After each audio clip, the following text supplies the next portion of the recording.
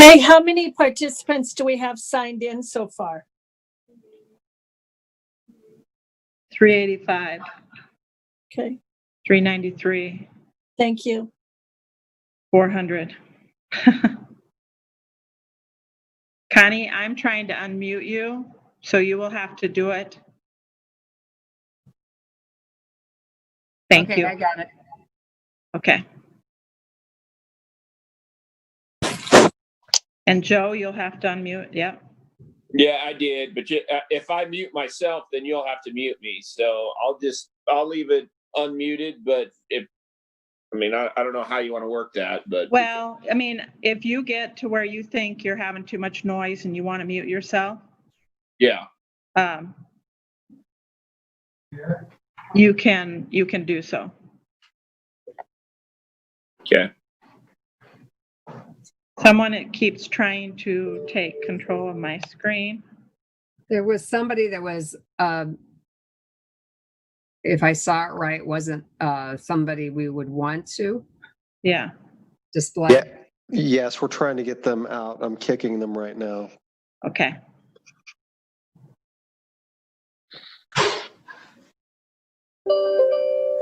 Kay, can we ask the attendees to turn off their video as they enter, if that would help?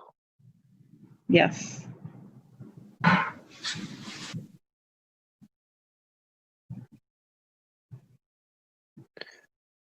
Everyone, would you please make sure your video is off? We are not allowing video in this meeting. So if you're entering with your video on, please turn it off. Everyone is also on mute until the meeting started, and Mayor County will control who can participate, and he will give you permission when that time comes.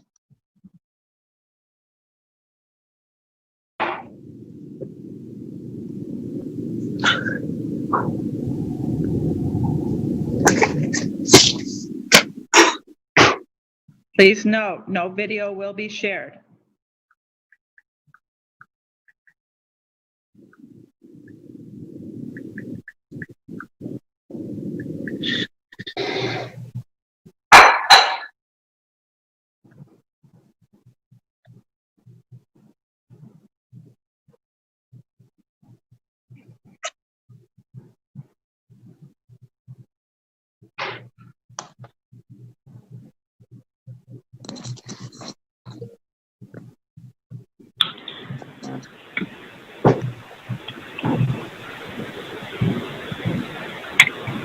Mayor, you have control now.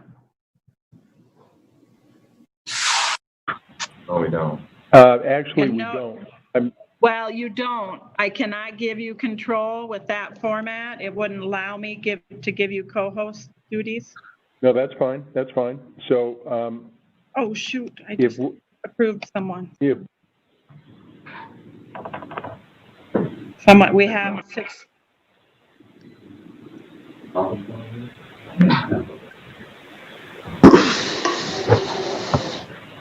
Already got these 3 feet, right? Already? Oh, God, that's awesome.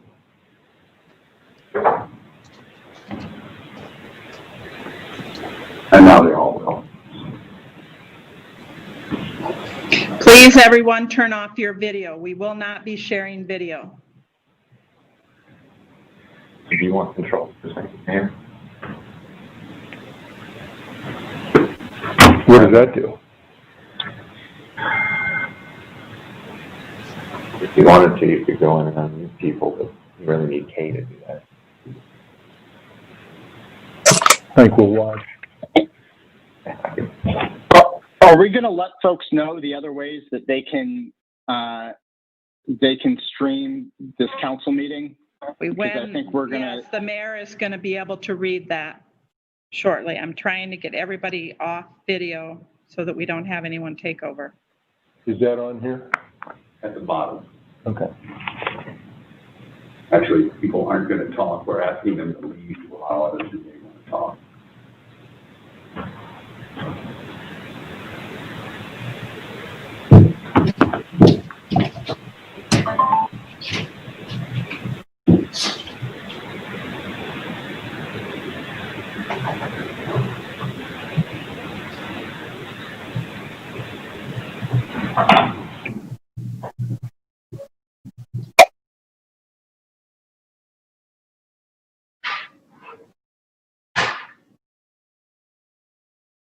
consent items in there that are taken off or any of that? Yeah.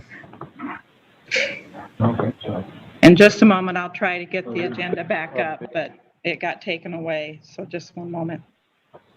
regular items, extra items, consent, one was added, 53. Can you still get email on? Are you just? 783. We don't have. Can't get this to stop.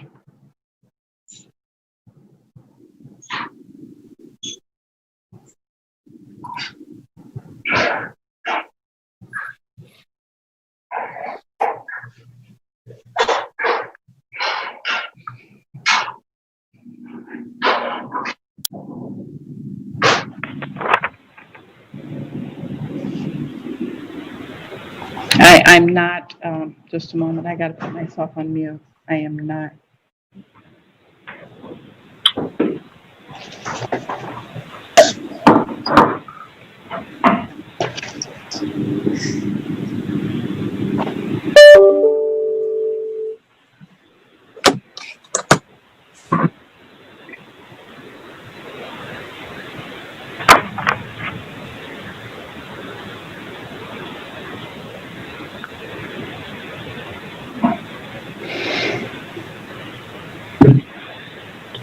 Camera.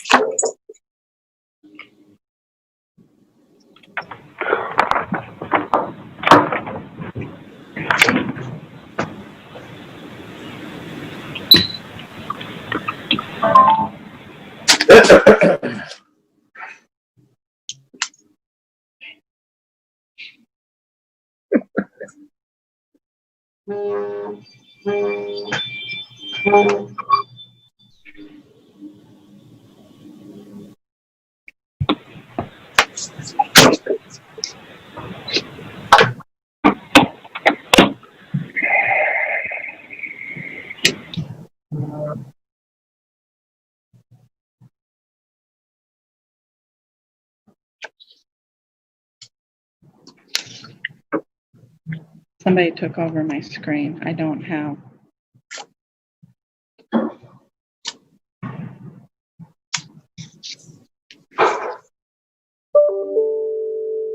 Somebody took over her screen, that means we got a, Well, so far, I mean, you're live, Mayor, so, okay.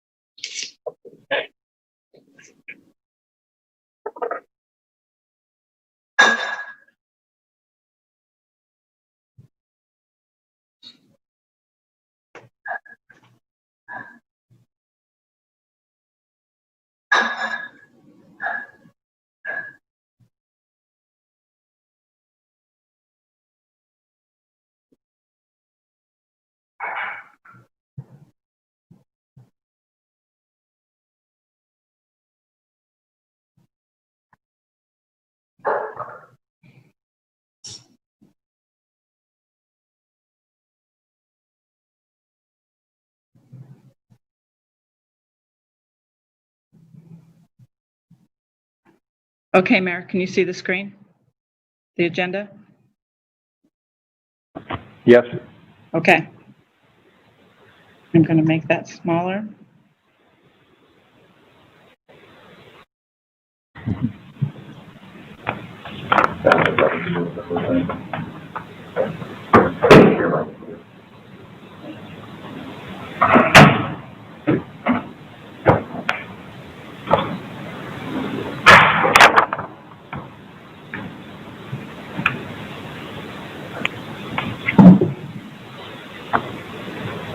we're almost to 1,000, Kay. Looks like it. How many, is there a certain amount that you can have on Zoom 1,000. That's how high we can go. and then you just can't get in? Right.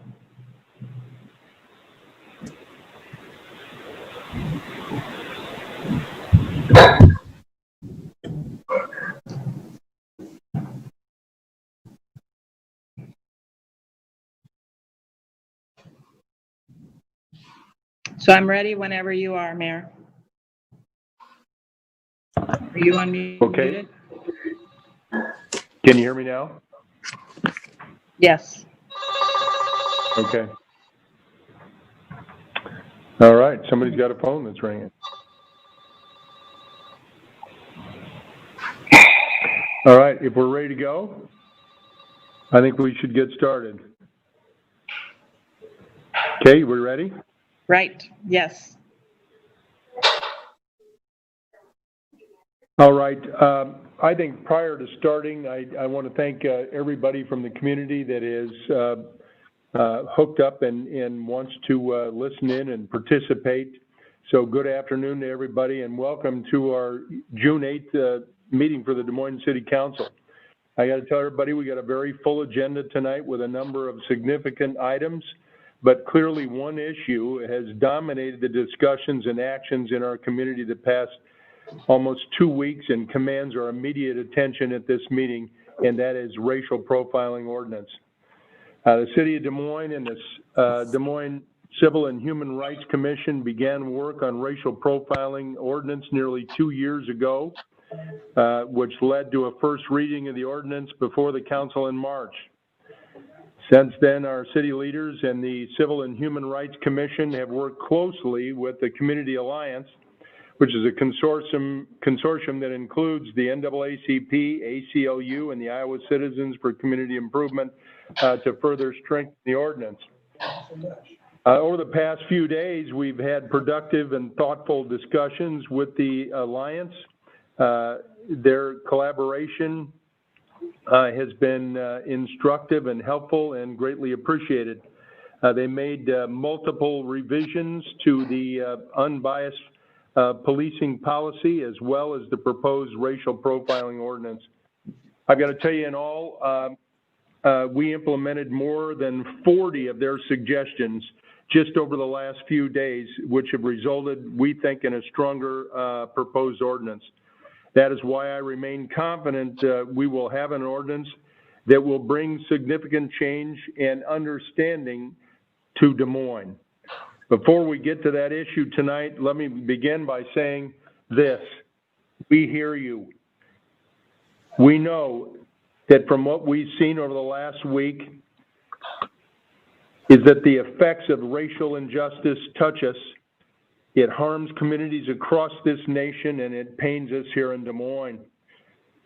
George Floyd's death and the inhumane way in which his life was taken is something that no person, no family should ever experience.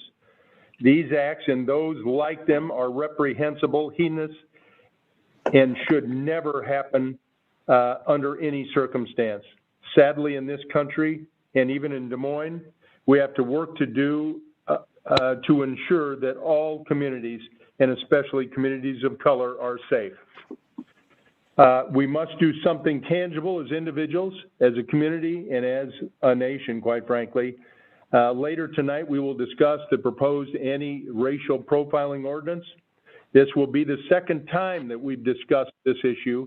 A racial profiling ordinance is not the answer to horrific incidents like that involving George Floyd.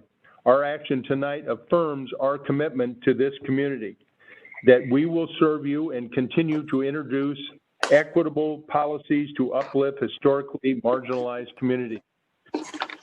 In addition to the racial profiling ordinance, this council passed resolutions in the past directing our city manager to include implicit bias training, de-escalation training, cultural competency training, and employee training and education, and to develop a request for proposals to determine the best practices for research and data collection concerning law and code enforcement. Although impacted by COVID-19, both initiatives are underway and staff is participating in the diversity and inclusiveness and racial and implicit bias training. There's an RFP process, and it's in a draft stage and expected to be issued within the next 6 weeks. We will also work together with our Civil and Human Rights Commission and City Administration to consider and propose 3 more things that I can think of right off the top of my head. Restoring our City Youth Advisory Board to get those young people back in and have a voice in our city. And we're looking for ways on how that can be expanded. Number 2, I think requiring city council members, board commission appointees to participate in that implicit bias and cultural competency trainings. And 3, developing a workforce equity plan to increase representation of all communities in our city government workforce. We hear you, we stand with you. Let's work together to create a stronger, just, and more unified community. Now, a couple of housekeeping things we've all talked about prior to this meeting, issues before we get started. Because of the restrictions to conduct public meetings during COVID-19 pandemic, we will again, obviously tonight, we're connecting via Zoom. We've been holding our meetings like this since March. However, tonight, because of the public interest, we've expanded our capacity for this meeting tonight to 1,000 online participants. And if those of you who maybe would enjoy a different mode at tonight's meeting, you can go, and we encourage you to go to DMTV Channel 7, and that's our cable access channel on Mediacom, or visit our website, dsm.city/DMTV, and connect to a live stream of the meeting on YouTube. This is going to allow more participants who wish to comment and connect via Zoom. So we'd ask those of you who are have either commented or are looking to just view it, that we'd ask you to use those other alternatives. We've even asked most city staff members to view the meeting on outside sources to allow more of our community to participate. Those wishing to speak should electronically raise your hand. The system will place you in the order of your request. And finally, we will not be clicking on video cameras for our council or for any of the speakers. By disabling the cameras, we have greater security and less likelihood the meeting is going to be disrupted. So with that, let's go ahead and call our meeting to order, and I will ask the clerk to please take roll of the council. County, Here. Bozen, Here. Boss, Here. Gray, Here. Westergaard, Here. Mandelbaum, Here. Gatto. Here. Your Honor, we have a quorum. All right, item 2 is approving the agenda as presented and or as amended.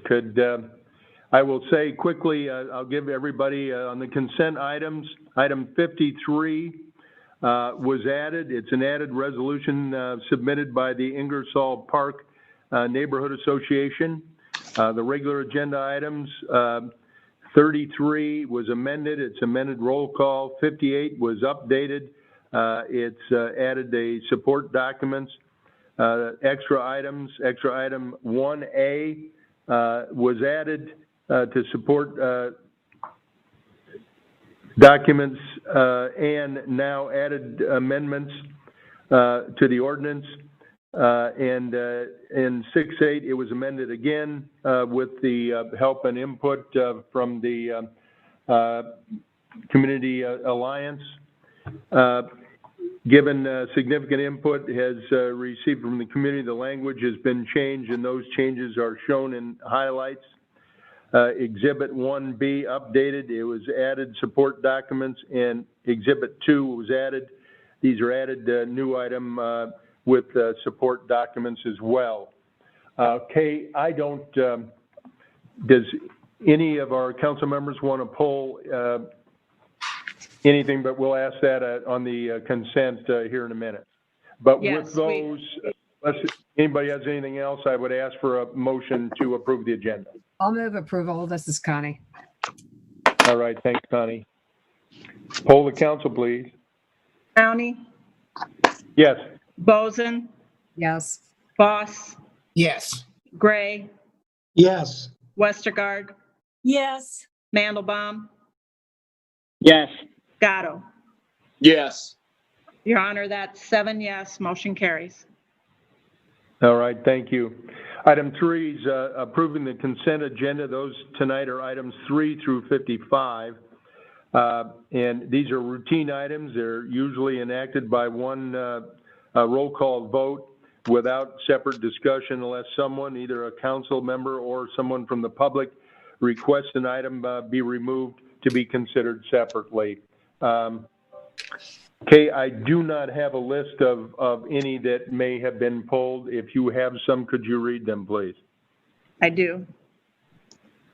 Item number 5, county is action no. 7B, Gray wishes to speak. 7C, Gray wishes to speak. 10, Gray wishes to speak. And then 35, Gatto wishes to speak. I'll move item 3, your mayor, with those changes. All right. The last one, by the way, was that 35, Kay? Yes, it was. Did Joe want to speak? Okay, thank you. Yes. All right, with that motion, would you poll the council, please? County, Yes. Boson, Yes. Boss, Yes. Gray, Yes. Westergaard, yes, Mandelbaum, Yes. Gatto. Yes. Your Honor, that's 7 yes, motion carries. All right, quickly, everybody, the public improvements, the first item under 7, that's ordering the construction of the following, and B is the Glendale Cemetery Road Reconstruction Phase 3. We're receiving bids on 6/23 and setting a date of hearing of 7/13. The engineer's estimate on this is $800,000. Council communication number 20-252. Bill, floor is yours. Thank you, Mayor, and I'll be brief in that with time here. I'm glad to see that we finally got some reconstruction going on in Glendale Cemetery. I can tell you this, I know that they've probably filmed a half a dozen episodes of Wagon Train through there. It's just been, it's so bad that some of the funeral homes wouldn't even let their hearse go down there for fear they'd lose them in the crumbling asphalt. So I'm going to move item 7B because it's great to see that we're getting this done and makes it easier for us to get into the cemetery. All right, thanks, Bill. Would you poll the council, please? County, Yes. Boson, Yes. Voss, Yes. Gray, Yes. Westergaard, yes, Mandelbaum, Yes. Gatto. Yes. Your Honor, that's 7 yes, motion carries.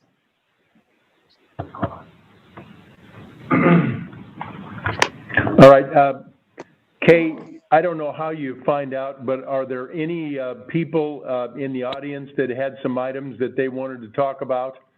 Are there some hands up?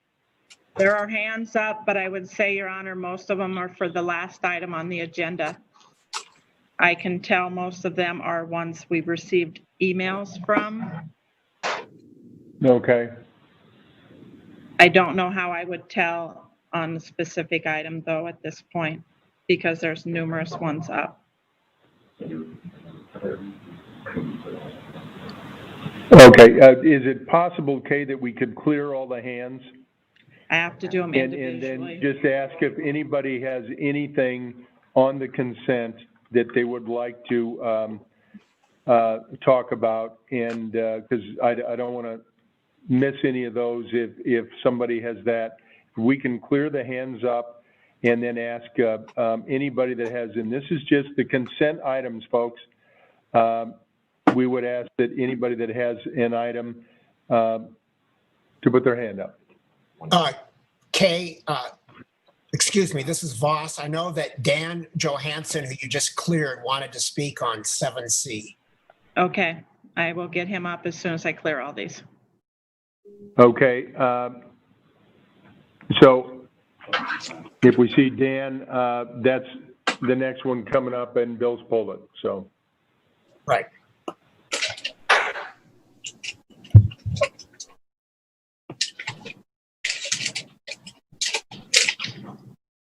Is that Dan, J-O-H? Should be. Okay. All Dan, you have the opportunity to speak. Well, wait a minute. Let's have Bill. Bill pulled it. Dan, hang on one second, okay? Yep. Bill, item C is Franklin Avenue resurfacing from 48th Street to Merle Hay Road, and receiving bids on 6/23 and setting the date of hearing of 7/13. The engineer's estimate on this is $1,750,000. Council communication number 20-256. Bill, if you'll open it up, and then we'll turn it over to Dan. Thank you, Mayor. I appreciate that. This section of road has been in extreme stress for quite a few years. It is absolutely a great plan to get this in. I don't know how many people get to travel this section of Franklin, but it's one of the things that when I first moved here and I saw that they just threw some asphalt to the side of the main way, no curbs or anything. I just was aghast at what we had put out there. This was going to take care of a good portion of that. And that's why I want to move 7C. But then I also want to make sure that we take an opportunity that I don't know where we stand with any federal stimulus money, but the section from Merle Hay Road to 63rd Street is also in dire need. I believe the other half of Wagon Train episodes were filmed there, but it would be a real great thing if we can keep this thing going, because that whole section is in dire need of replacement. Dunn Street, Side Street, a good piece of reconstruction if we can get to it. I understand it. I've talked with Jonathan about it. If it can be done, it'd be great. So in that case, I'm going to move item 7C. All right, Kay, I think we have a speaker. We have an individual like to speak on this item. Yeah, I was gonna, this is Dan Johansson, 2801 42nd Street, Des Moines. So I was gonna say some of the things Mr. Gray just pointed out that really needs to be resurfaced in the plan that the city's put forth. Will make a huge improvement on that stretch. I do have a concern about the speed limit there that's in the plan. So I use Franklin quite a bit. My son and I will go biking on it, and this will, having the added bike lanes that are in the plan will be great. The only concern is with DSM was unanimously adopted by the city council a couple years ago. What the details in that plan point out that if you are going to put in bike lanes with no physical separation, no vertical object that separates the bike lane from the vehicle lane, the speed limit can be no higher than 25 miles an hour. The city staff has proposed 30 for this stretch, and there's plenty of studies out there that show you if a car hits a pedestrian going 5 miles an hour faster, that person has it about doubles their chance of dying. So it is an important detail that was included in Move DSM, and I think we need to be sure that the city is following the plan. I'm not sure how, I don't know much about city processes, but if it means that it can't go forward today, I think city staff needs to go back and comply with the rules that U.S. Council set forth for them and bring it back again later. or if there's a better way to fix it. Because, like, yeah, like both of us who spoke on this said, this project will be great to have done, and it'd be nice to not have to delay it. But it does need to be 25 mile an hour when it's done. Thank you. All right, Dan, thank you.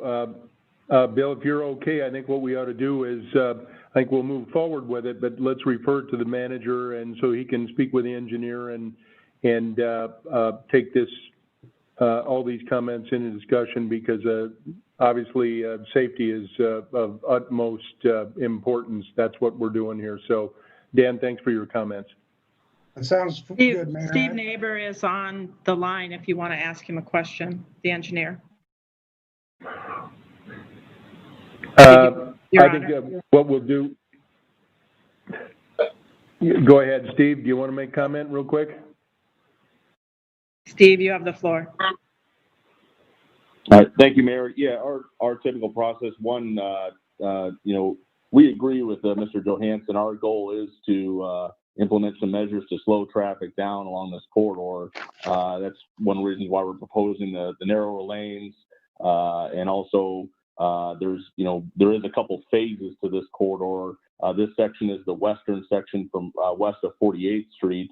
The section east of 48th Street will be done as part of the sewer project. But our process is that we have not found success in just posting a speed limit sign. Our process has been is that we try and implement calming measures or design the road to slow traffic down, and then analyze that traffic once the measures are in place. And so that's generally been consistent across, even in the states that I came from. In fact, in Illinois, the residential speed limit is 30 miles an hour. Again, fortunately in Iowa, in the local residential streets is 25. But again, we're proposing a buffered bike lane to narrow the lanes and again, hopefully make the roads safer for all users. But again, to clarify, we are planning to analyze the traffic speeds once we get the measures in place. And again, there's a couple phases to this with the sewer project, so it's a multi-year effort to improve the corridor.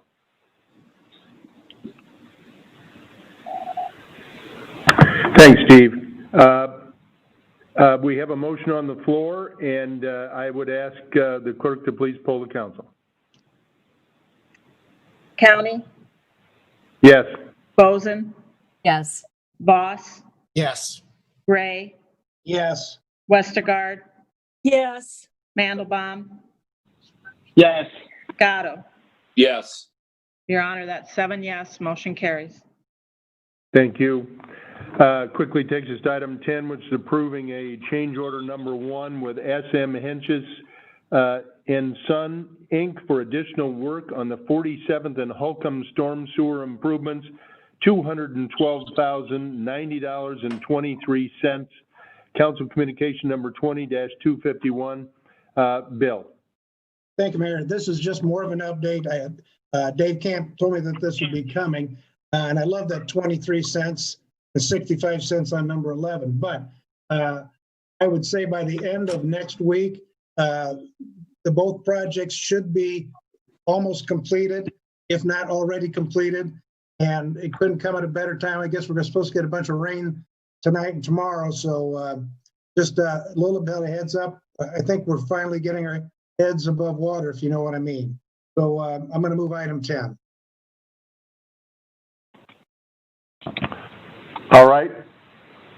I don't see any hands up, Kay. Let's go ahead and poll the council, please. County? Yes. Boson? Yes. Voss? Yes. Gray? Yes. Westergaard?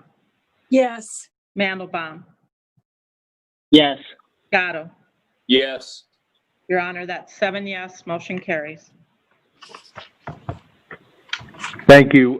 Moves us to item 35. It's a communication regarding a development proposal and directing the city manager to negotiate with Mace Ridge Southridge Mall LLC, Southridge Adjacent LLC, and Genesis Health Club Sports Complex, SC LLC, for the Southwest Mall to include a Genesis Health Club and multi-sports facility at 1111 East Army Post Road. Council communication number 20-247. Joe? Mayor, thank you. I'll be brief. Just a quick thank you, first off, to our staff, Carrie Cruz and Aaron Olson Douglas. We've worked on this for a very, very long time. We've entered the help of Polk County with the help of Supervisor McCoy and Hawkinsmith. Councilmember Boson came out and met Rodney Stevens, which is the owner of Genesis that bought all the Aspens. And I think we've got a great project that's going to go on there. And I needed to just share that with the folks that are listening. This is going to be an incredible draw to Southbridge Mall, which that's what we've been looking for. We needed another use out of the Sears building, and we believe this is going to be that.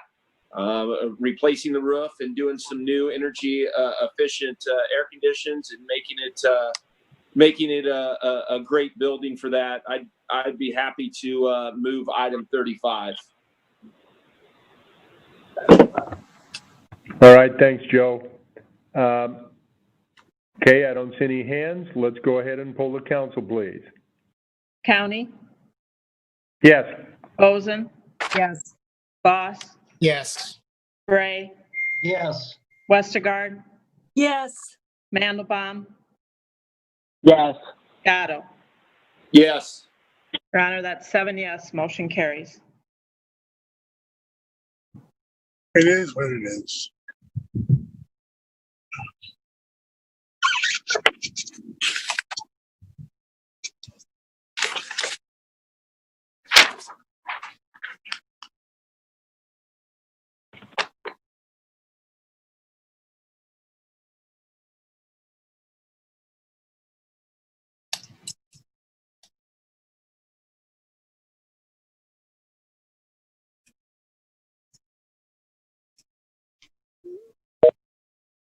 Uh-oh, they lost their line.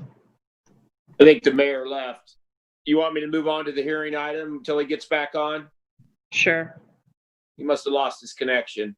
When he gets back on, I'll let him take the meeting. We'll move on to item 59. It's the time for the hearing.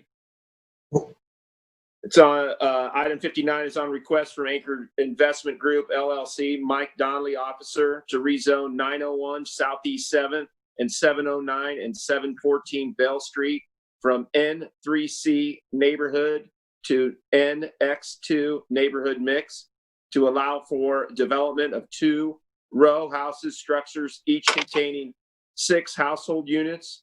This is continued from the May 18, 2020 council meeting. A is the first consideration of the ordinance above, and B is the final consideration of the ordinance above. Waiver requested by Mike Dunley, manager of Anchored Investment LLC, and it requires 6 votes. Is there anyone from the audience that would wish to speak about this? We have none, Your Honor. Yes, Your Honor. Kate, just real quick, this is in my ward, so I do have, I've been working with Mike Ludwig and some of the neighbors, and there is an alley that's behind these, where they're going to use the drive, and part of the motion that I would like to see happen is that alley would be sold half to Anchored Investment Group and half to the owners of the property that are adjacent to it. And Mike seemed to think that was okay. The neighbors are good with that. That was the only problem that the neighbors had. They didn't want the alley, which is unusable alley, by the way, that was full of grass now that no one ever used. So they can build their own driveway on their own property, and the garage would still be in the back. So I don't know, Carl, maybe as I'm acting as mayor pro tem, maybe you can move it. Mike is ready to say something to that. Or you can move it first. I guess that's proper. The mayor is back. I just have to find him. Okay, great. Mike, if you just wanted to jump in while we're waiting for the mayor, that would be great.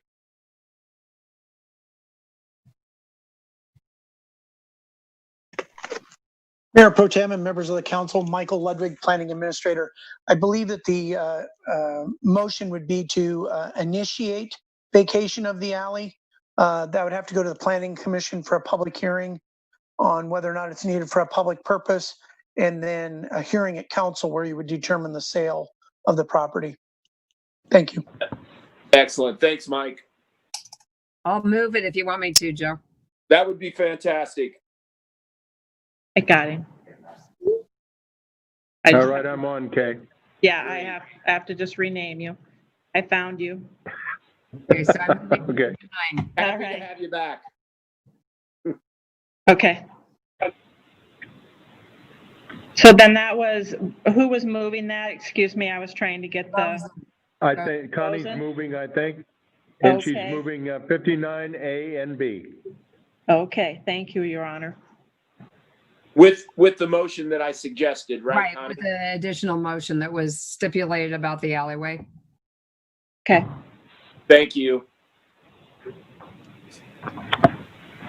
All right, would you poll the council, please? Yes, County, Yes. Boson, Yes. Voss, Yes. Gray, Yes. Westergaard, Yes. Mandelbaum, Yes. Gatto. Yes. Your Honor, that's 7 yes, motion carries. All right, item 60. It's on a request from the Des Moines Area Religious Council, DMARC, Matt Unger is the officer, to amend Plan DSM, creating our tomorrow future land use designation and to rezone 100 Army Post Road from MX2 mixed use to EX mixed use to allow for the applicant to consolidate its nonprofit food bank distribution operation and headquarters to one location with offices, warehousing, and distribution within the existing building. A is the first consideration of the ordinance above. And B is the final consideration of the ordinance above. The waiver is requested by Matt Unger, the CEO of DMARC. This one requires 6 votes. Let's go ahead and open the hearing. And council, anyone have anything to say about this or any comments? If not, we'll see if anyone in the audience has any comments they would like to make about this.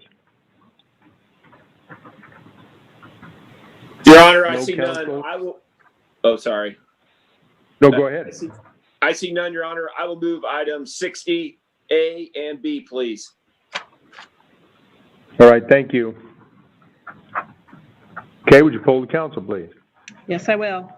County, Yes. Boson, Yes. Voss, Yes. Gray, Yes. Westergaard, Yes. Mandelbaum, Yes. Gatto. Yes. Your Honor, that's 7 yes, motion carries. All right, item 61, on a request from Casey's Marketing Company, Marnie Beck, officer, for review and approval of a PUD final development plan for Casey's store number 1192 for 3200 Southwest 9th Street to allow the redevelopment of the existing 21,664 square foot general food sales store with a 4,817 square foot gas station convenience store to include a pump island canopy with 14 fueling locations. Let's go ahead and open the hearing on this Casey's marketing request. Is there anyone? Mayor, I see a hand. I don't know if it's for this or not, but if there's someone, I will move this item. And if, Okay. I think the hand maybe went away, so I'll just move item 61. All right, thank you. Item 61 has been moved. Would you poll the council, please? County, Yes. Boson, Yes. Voss, Yes. Gray, Yes. Westergaard, Yes. Mandelbaum, Yes. Gatto. Yes. Your Honor, that's 7 yes, motion carries. Okay, item 62 is on the proposed urban renewal plan for the Oak Park, Highland Park Urban Renewal Area. Council Communication number 20-246. A is a recommendation of the Planning and Zoning Commission, and B is a resolution of the necessity for the Oak Park, Highland Park Urban Renewal Area.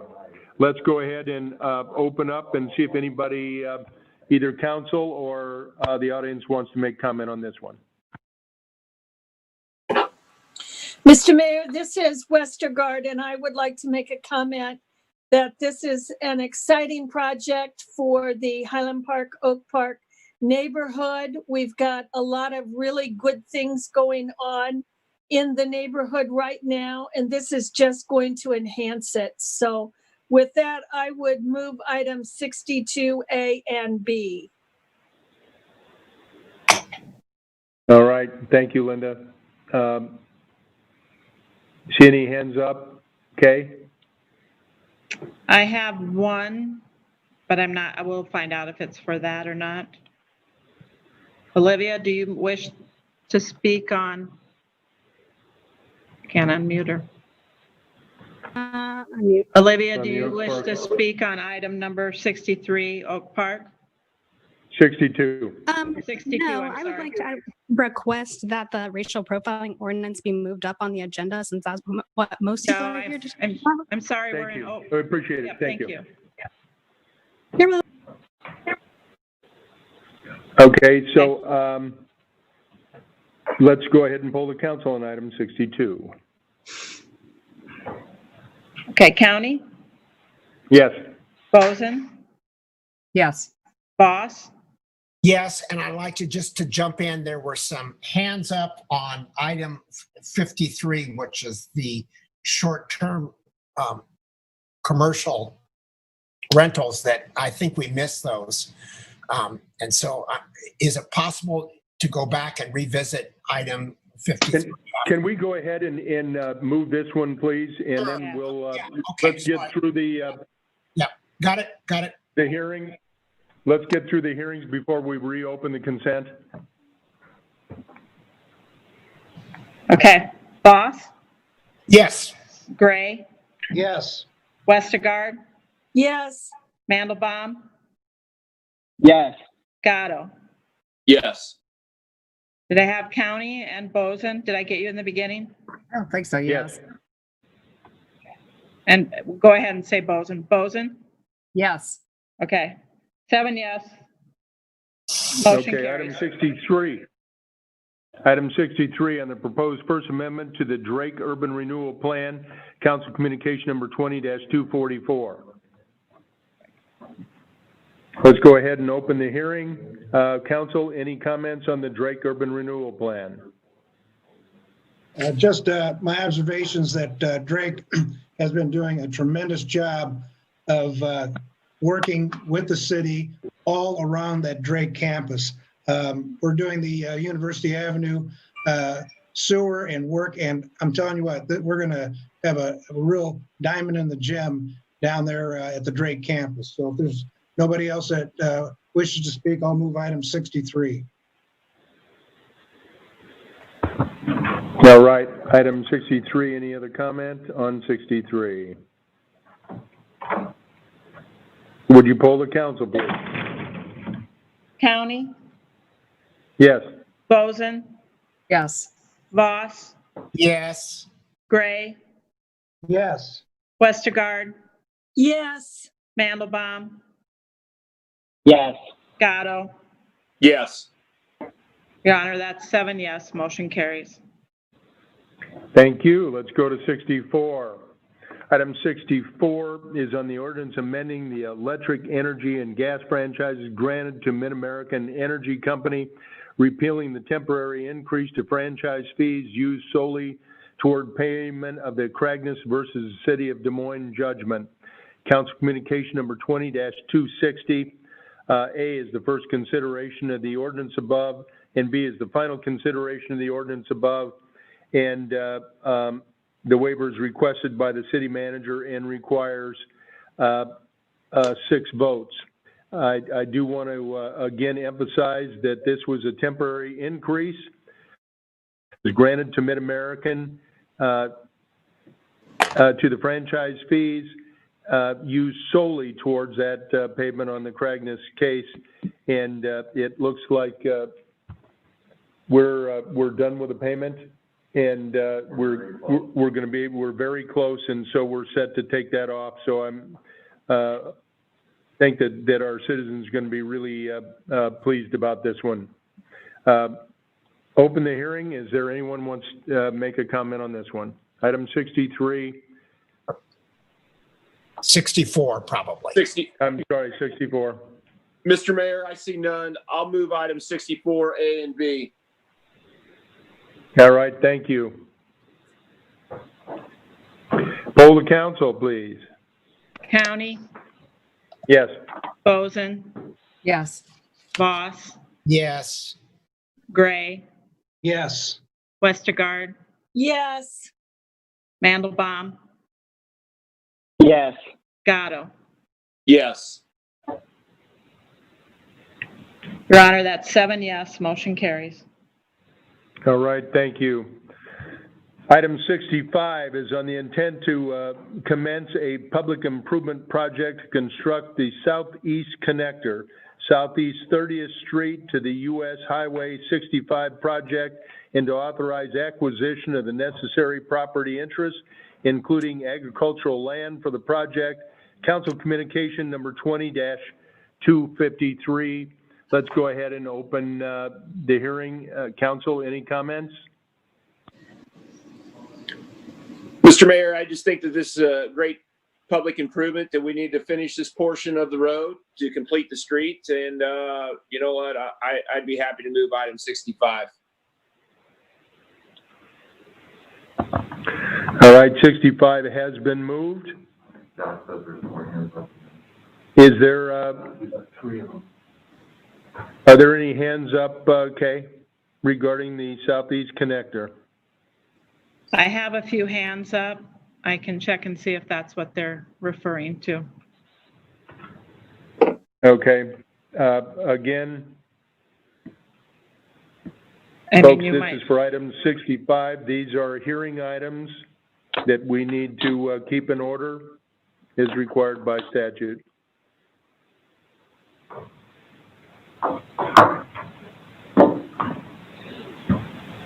Tanya, are you speaking in regard to 65? I am speaking to the fact that you all know that what we are all here for, and you're making us sit through all of this, and it shows the lack of commitment to what the people want to know. Okay, thank you. We appreciate your comment, and these are required by law that we do our hearings at this time. Thank you very much.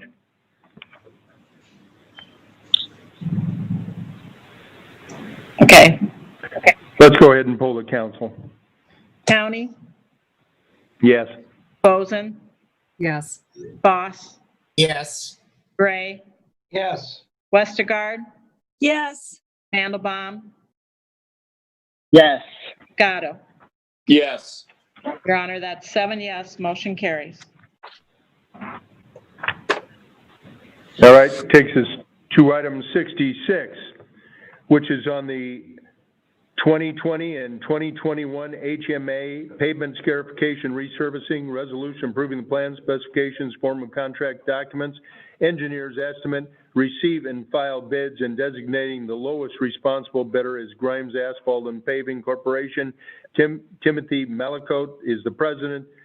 $291,238.50. Council Communication number 20-250. And there's an A after that, which is approving the contract and permission and bond and permission to sublet. Let's go ahead and open the hearing. Council, any comments about pavement scarification?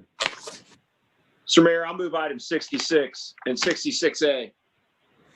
All right, thank you. Any other council comments on this one? All right. Would you poll the council, please? County, Yes. Boson, Yes. Voss, Yes. Gray, Yes. Westergaard, Yes. Mandelbaum, Yes. Gatto. Yes.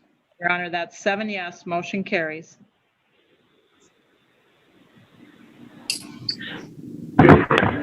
All right, thank you. Item 67, on the Simon Estes Amphitheater repairs, resolution improving the plans, specifications, form of contract documents, engineer's estimate, receive and file the bids, and designating the lowest responsible bidder is Minturn Inc., Clinton M. Rhodes, President, $573,874. Council Communication number 20-259. A is approving the contract and the bond and permission to sublet. Let's open the hearing on item 67. Council, any comments? Mr. Mayor, great improvement. I will move item 67 and 67A. And just for clarification, when you got bumped off, the hearing started at 5:07. I know I didn't state that. All right, thank you.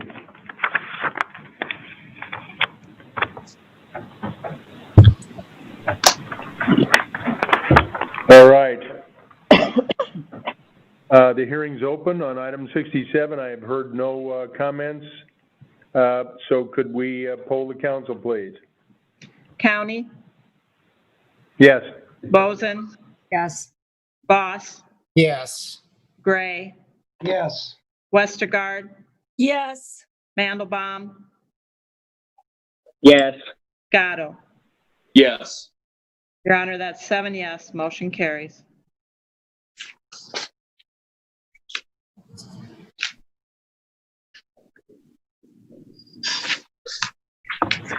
All right, that completes the hearings. And there was a request on the part of Councilmember Voss about item 53. Do we want to reopen the consent items and discuss 53? Carl, is that your request? Yeah, that would be terrific. Thank you. All right, any other comments? I think Josh had something to say there. Okay, Josh, go ahead. I mean, I'm fine reopening item 53, but I would like to maybe move on to the profiling discussion before we go back and reopen and before we deal with the rest of the non-hearing items. Okay. I would agree. This is Connie. All right, so we have a motion on the table to reopen and some suggestions from other council members that we hold that till later. Would you want to amend your motion or do you want to vote the motion? Carl? If that's the will of the council, we can move on to whatever the next agenda item is. So that's fine. How many people want to speak, Carl, on item 53? I didn't see any hands up. There's some. All right, so I think that, Carl, you're suggesting that we wait till after the other items and bring that back after we have our discussion around our ordinance. Sure. Okay. Yeah, that's fine. I'll withdraw it if that's the Well, but your request is to bring it back after, right? Yeah. Okay, thank you.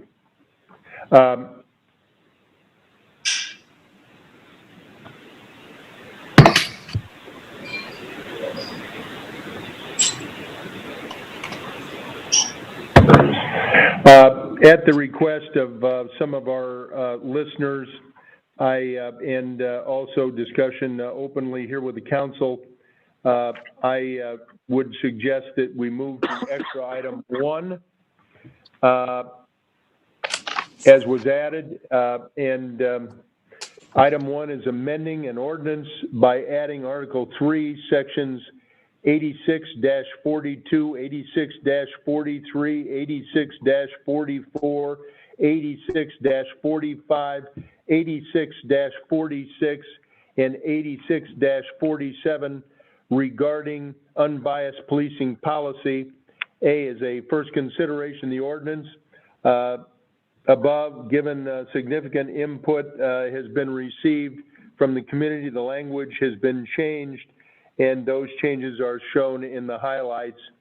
There is another piece on here which is asking for a final consideration of the ordinance. The waiver is requested by the manager, but again requires 6 votes.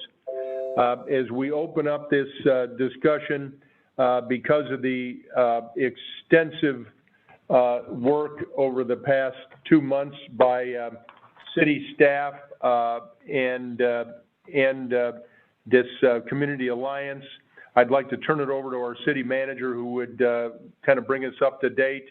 As council members, we've been aware of the work, but I will say, and I want to thank our staff over the last 72 hours.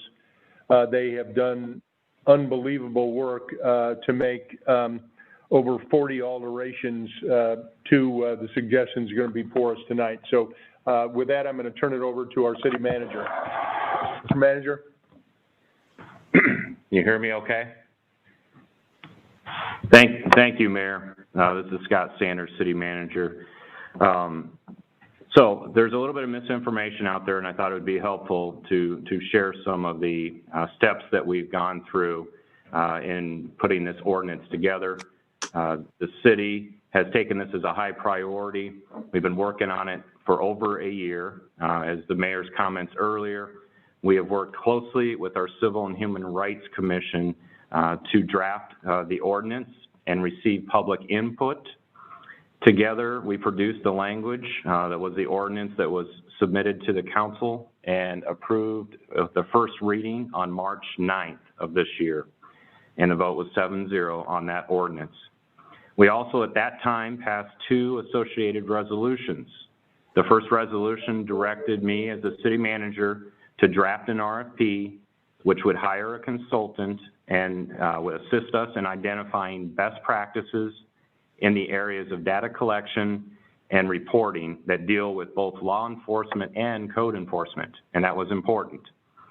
During the early weeks of the pandemic, admittedly, there were only limited conversations that occurred with our alliance group that was assisting us in the drafting of the ordinance. Last week, that alliance asked the city to consider redrafting the entire ordinance and basing it on our police department policy.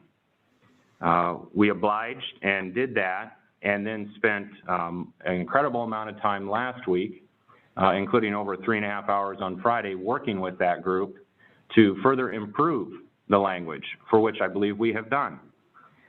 Continued the work and conversation to bring all of our stakeholders up to speed over the weekend. Again, at the urging of our community, that it was important to put something on the books that shows how the Des Moines City Council feels about the situation and racial profiling. The end result that came out of this is that we have an ordinance that simply prohibits racial profiling. It prohibits biased policing. It requires all our residents and visitors to receive fair and impartial treatment from all our city departments. Employees who witness biased policing or racial profiling are required to share those observations with their supervisors. Our City of Des Moines Civil and Human Rights will be available to assist our residents if they desire to file a complaint. Implicit bias and de-escalation training will be required to occur at least annually for our police officers, and separately, we've agreed that every 2 years with all employees. The ordinance is designed based again on our police department, and the training is the last aspect that's in this ordinance as well. The training was produced by our police department and assistance, I believe, by Drake University. It has actually won awards for how it is cutting edge, and other cities have come to us asking to share that with them. So Mayor, I would say this is a huge improvement from the previous ordinance. That was the same that we heard from our conversations with the Alliance, that this is a huge improvement, and I would recommend strongly that the council approve this ordinance. I'm available for questions. Council, any questions for Scott?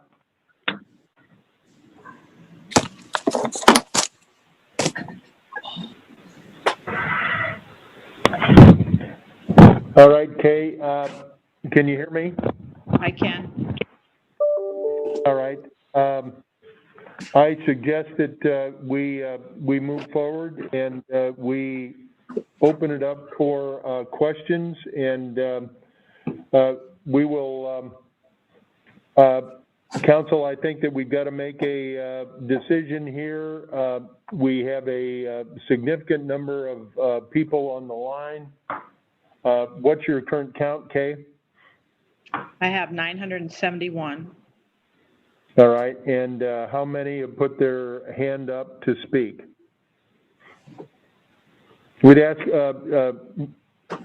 citizens, if you would like to speak, we would ask you to put your hand up at this time. We would also like you to please be succinct. Tell us what you're thinking. We would hopefully want to hear your thoughts and your suggestions, your ideas, your concerns. But I think that we have a significant number of folks. We'd ask that as best you can, that we not be repetitive, but with the number of people on council, what are we thinking? A minute apiece or two? What do we think? Well, I have a procedural question. I mean, I know that there are folks who have been engaged in the discussions and the process, and a number of them maybe requested to comment. Is it possible, if we have a list of folks who particularly have been involved in the process, if we have them speak first? And I would be certainly open to the folks who have been meeting and part of the conversation in 2 or 3 minutes, and then going to maybe a shorter time period for the other 950 some people or whatever the number is. We're up at 985. We have 32 requesting to speak. We're up to So- 987. So, Mayor, what about if you gave a representative from the Alliance I have, 3 minutes or so? And this is then Connie. everyone- I have the names. I have those too. Okay. Connie, Got them? Okay. Connie provided them to me. If you want me to go in that order, I can do so. Yeah, why don't we start, Connie, do we have 3? No, we have, we have Betty Andrews, and then I have 1, 2, 3, 4, 5, 6 from other people from the Alliance. Okay, we would, Okay. I would wish that we could have 3 of those to kind of self-select, but if everybody's okay with letting each of those 3 have 3 minutes each, is everybody okay with that? Yeah, and then there's 45 other people ready to talk, or Yeah, more than that. Okay. Yeah, We're let's take those 6 first then, and Betty, why don't we start with you if we can find her? I have her. Let's let Betty open up, and then we'll continue through those other 3, and then I would ask that the people to speak, we'd like to have Des Moines residents certainly first. Okay, Betty, are you there? Yes, I'm here. Thank you, Mr. Mayor. And thank you for the opportunity to speak, members of the council. I just want to acknowledge that when you opened this meeting up, Mayor, you said that you hear us. And I want to reiterate that the Alliance has requested that this item be delayed. And the reason that we are delayed, and I heard City Manager Sanders' explanation in terms of what the process. And for us, that was not the process. The process was that we submitted a lot of information to Scott. There was no response. We waited and waited and we waited. And then George Floyd happened. And then we got, at the very last minute, we found out that and not through any notification, just because I happened to be at a particular meeting. And we found out that there was interest from the council now to consider this meeting. This was after the first time that we were waiting in March, and we asked that this process be slowed down so that we could have and participate in a meaningful process with the city. So with that, and I am, yes, we asked for some significant rewrites and many things. However, we were up to the wire in getting information back and getting the exact wording back. And because this is a law and this means so much and it's so important for people, not only for just to have a law in the books that is hollow, but to have a law in the books that means something and that protects people's lives and protects us and makes people feel comfortable in their city, that we are asking that the council delay. And I know there's pushback on that, but my question is, why is there so much pushback on that? All we're asking for, because this final was released to us about noon. So all we're asking for is the time to review it and take a look at it. There is one significant thing that is not included in this draft, and that is the committee that has community inclusiveness, and that is not there. However, our request is that the city council, the mayor, really hear us. We have had 400 plus years in this country of Black folks not being heard. And we're asking you, if you say you hear us, then don't just say you hear us, listen to us and delay this. That's all we're asking. It could come back the next meeting, it could come back the 11th, but allow us the time to look at the words and make sure the words meet the what we need them to meet. That's what we're asking. We have been a part of this process. We did not come at the last minute. We initiated this process. We started this, and to say to us that we're going to move on and we're going to steamroll you over. That's what people have been saying to us all along. And to put us in a position where we are being squished and given last minute information is disrespectful. And that is the tool of the oppressor. So we should not be made to rush this through. We just want the opportunity to take a look and see if the words match where we were. That's what we want. And that's something we can't do super fast.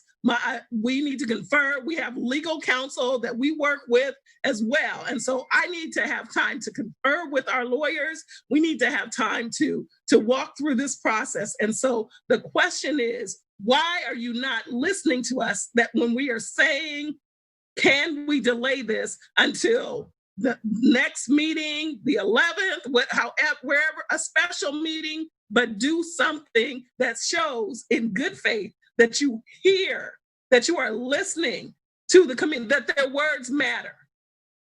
And so that's what we are up against. I understand there's a comment on the news about instituting 40 of our changes. The reality is that with our that we made suggestions and those changes were reworked in different words.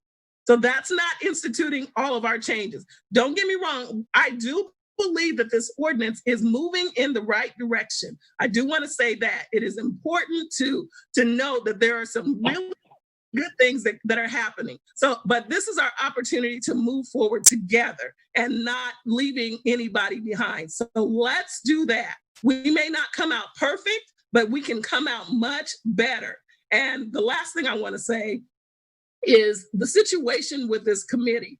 Because of our dealings with our city manager, and we appreciate that he woke up this last week, but because we had so many delays and lack of follow through, it is, there's a conversation about him appointing a committee, and we're saying we would like to see either a council appointment or a mayoral appointment in consult with council, or a committee so that people can have voices, and a committee that has people on it who are from groups that represent, that work with disparate racial outcomes and work to reconcile those things. So those are my comments. Thank you for the opportunity.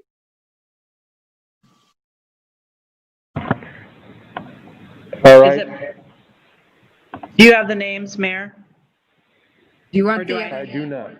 Okay, is it Viola next, Connie? Viola Perry? Yes.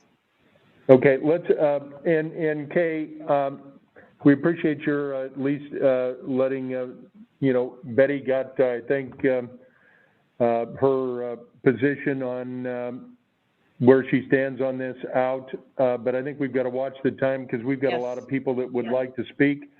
And so, Viola, we'd ask that you be fairly concise, and you've got 3 minutes. And Kay, I think that we need to. Yeah, that was my fault. I missed the timer. I missed the timer before she started, so I didn't want to interrupt. But all right, no, that's fine. All right, Viola, you're on. Good evening, Mayor, City Council members, City Manager. Viola Perry, Des Moines, a member of CCI Racial Justice Team. COVID-19, Racism 20 from CNN's Don Lemon is still resonating with me.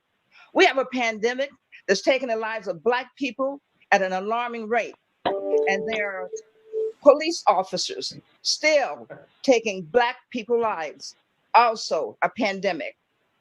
And now that bloody Band-Aid has been completely ripped off of those that are sworn to serve and protect with the horrific deaths of George Floyd, Ahmaud Arbery, and Breonna Taylor. In the middle of this deadly pandemic, you hear global protest cries of Black Lives Matter. I can't breathe. Now, let me be clear. I do not condone violence, destroying and looting businesses. But these are in-your-face protests that major changes are needed in our justice system. Now, what am I or you to think when a Camden, New Jersey police chief simply states, some of us don't do what we're sworn to do? Or an officer whose identity was blacked out on national news speaking out on policing. Come out of the shadows, decent officers. And what am I or you to think when Colin Kaepernick took a knee on the field? Well, outrage was short of him being crucified on the goal post and set aflame. And yet, across the nation, some police officers, including some Des Moines officers, took a knee with protesters to show some type of solidarity. Thomas Paine wrote, "These are the times that try men's soul." Well, today's souls are on fire.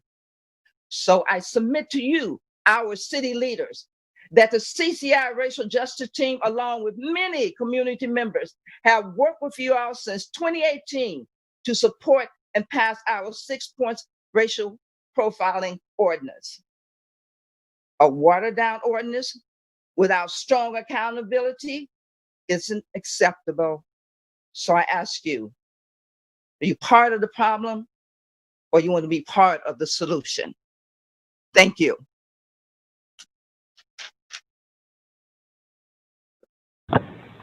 Oh, no, we haven't. Viola, thank you. Let's move on. Who's the next one? It is Laurel Clinton. Laura Clinton. Okay, Laurel, you're on. Hello, my name is Laurel Clinton. I'm a resident of Des Moines, Iowa. CCI proud member and temporary alliance member at this time. And I've been in the thralls of this for the last 2 years.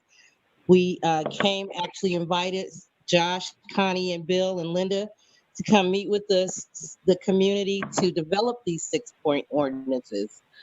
My concern today, as I looked briefly at what was delivered to us, is that I just didn't feel like the community that spent so much time and energy to come to those 6 ordinances had even an opportunity to see what was delivered to us. And I just think that's totally unfair for us to not give the public an opportunity to see what they've done. So here we are pushing through an ordinance that we've been working on for 2 years in 4 hours. So I'm concerned about the steamrolling and the push ahead without the public's knowledge. We have to stop doing that to ourselves. We have to make a commitment that this is a huge lift for everybody. It is uncomfortable, from the people that are discriminated on to the people who are trying to stop discrimination. So in order for us to move forward, we have to look and make sure that the ordinance that we agree to are award winning, that we are the trendsetters, that Iowa is a place for not just certain people, but all people are welcome here. And right now, it doesn't feel like that. And I want to thank everybody that's taken the time to participate in this, but we have to slow down. So I'm going to ask, and this is my request to the council today, is thank you for your work. Thank you for your support, but give us an opportunity to digest what was delivered to us 3 hours ago. I think that's respectful. I think that's kind. I'm going to end with the serenity prayer. God grant me the serenity to accept the things I cannot change, the courage to change the things that I can, and the wisdom to know the difference. And so I'm charging my city council governance to do just that, to have the courage and the wisdom to change the things we can do together in the city to make it an award-winning city. So thank you, and I'm going to yield back my time to whoever's next. Goodbye. All right. We move to the next speaker. Who's the next one? Lori Young. All right. I got a message from the city manager for all those that are listening. Item B on this, which was a request for the final consideration of this ordinance, that he has withdrawn that. So this will not be the final, so we'll be looking for those of you who want to review and reflect on the changes that were made at the request of the Alliance to do so and communicate back with us. And succinctly as best you can by email. We'd appreciate that. Thank you. Let's move on to the next speaker. Lori, you have the floor. Thank you, Mayor, County, and City Council members. My name is Lori Young. I'm a resident of Des Moines, and I'm a member of Iowa CCI. I've recently been added to the Alliance meetings with City Manager and City Legal. Having heard what the mayor just said, that we will not vote to rush this latest version of the ordinance through, my comments will be even more brief, because that was going to be my ask, is that let's take the time to give us time to digest and reflect and have future discussions with the city manager and city legal and how we can even strengthen it. I will just say that a quote from James Baldwin, who said to be Black in this country and to be relatively conscious is to be in a constant stage of rage. To be Black in Iowa and be relatively conscious is to be in almost all the time a state of rage. So I would say that this ordinance and the concessions that city governance has made on it some are good, but it's not good enough. And this is too important to rush through. So I will just say we definitely need wording related to pretextual stops. That is classic racial profiling. And we need a citizens review board in the traditional sense that they would investigate and adjudicate complaints against the Des Moines police. And finally, we need to make marijuana possession a low-level priority. So I would say that I'm very disappointed that Chief Wingert has been strikingly silent throughout all of this turmoil in our city and around the country, and he has refused, let's make a note that he has refused to participate in the meetings involving the Alliance and city manager and city legal, and that is a shame. Thanks for your time. Thanks for listening. Thanks, Lori. Let's move on. I think we've got a couple more. Dennis Hawkins. Dennis Hawkins? Janice.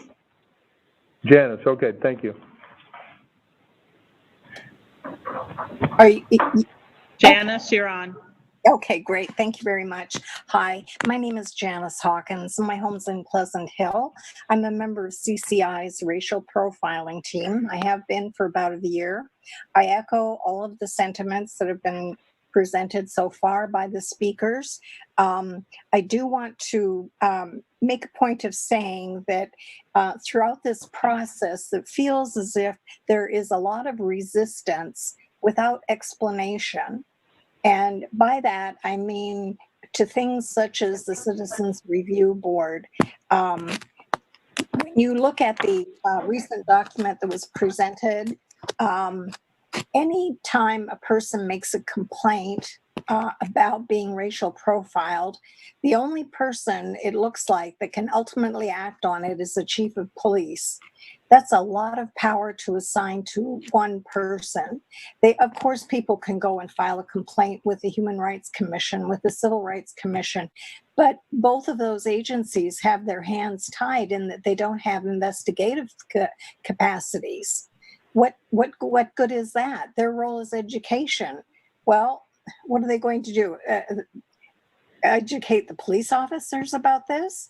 That just doesn't make any sense. So again, I would point out that there appears to be a lot of resistance, and that's very typical, I think, of when people who are oppressed are trying to be freed by their captors, so to speak. And it really does feel like that kind of a situation here. Thank you very much for your time. Thank you, Janice. Do we have one or two more? There was one more from their committee, Nancy Goodman. I think she's, did you want Des Moines people? Because Nancy, but go ahead and have Nancy speak. If she's available. I'm not sure which Nancy. Is she the iPad? Goodman. It doesn't come up. Okay, if not, then maybe just, I would say go on, and then we can maybe. Okay. Your Honor, which direction did you want to go? I think we ought to go, and we would ask Des Moines citizens be the speakers, at least for sure at first, if we can identify those. And I think council, 1 minute each. What do you think? I'm in agreement. 1 minute. Well, Mayor, I think there's still a couple members from the Alliance that want to speak specifically. Okay, so who are they? How do we identify? I don't know. Well, I think Russ Lavelle and Daniel Zeno are the two who would like to speak. Also, Reverend Gaddy was at least on some of those, so that's three. Okay, let's. You want to try to find Russ then? Russ, and who's the other one, Josh? Daniel Zeno and Reverend Gaddy, and those three, at least on my computer, are all in a row. But I know these show up on different computers. indifferent. All right. I have Russ up. All right, Russ, Thank you, go Mayor. ahead. Floor is yours. Thank you, Mayor and members of the council. I'm a resident of the city of Des Moines. I'm the co-chair of the Legal Redress Committee for the NAACP, and I've been really active involved in the drafting of the NAACP and the Alliance's versions here. I think that Betty and Laurel spoke really strongly about the question of fairness. We very much appreciate Mr. Sanders pulling back with regard to pushing this through to a final vote tonight. Fairness and procedure, due process, if you call it, is so important. It's so important to get this right, but it's also so important to get it right in a way that the community feels like they've had time to fully consider and participate. I know from years ago when I was a legal aid attorney, clients, even when we might have lost a case, if they felt they'd been fairly treated in court, that they'd been heard, they could accept that result, that it didn't come out quite as well as they'd wanted.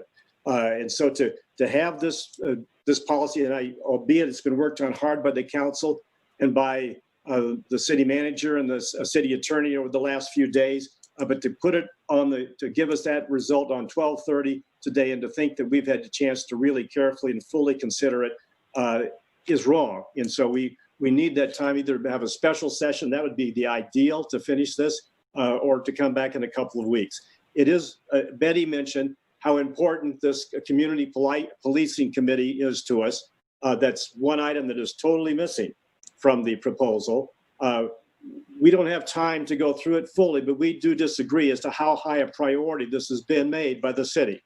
And certainly they've gone periods of time like 9 months from April of 2018, when the NAACP, we sent a letter with the legislation that we've been working on for years with regard to anti-racial profiling, that we'd met with Chief Wingert and his staff at least on 2 occasions for an hour each time, and had gotten feedback and had incorporated that. And we offered to meet with city legal or city manager with regard to that. We went 9 months without any response of any kind, and then only got a rushed version that was clearly inadequate back in February that the council then approved on a hasty vote on March 9. And then we went another 8 weeks from March 9. And I know COVID was there, but we felt very much that we were the back of the bus with regard to that. And then all this rush, hurry up in the most recent time. So this committee, it would be a way to have a continuing dialogue. I mean, whatever the final resolution is, we all know that this is at most first steps, and that we need to have a continuing dialogue. Yes, as Laurel mentioned, the chief of police needs to be on that committee, and that's language that we would propose now, along with others from the law enforcement, as well as members from the community groups that have a commitment and an involvement and experience in these issues. That's an ongoing way to have a assessment of the aggregate data, to determine where there might be problems, to make recommendations for best practices. It is a crucial and vital part of this. And given the, let's call it uncertain commitment, when the council and when the manager hasn't been under pressure, we need that in this legislation.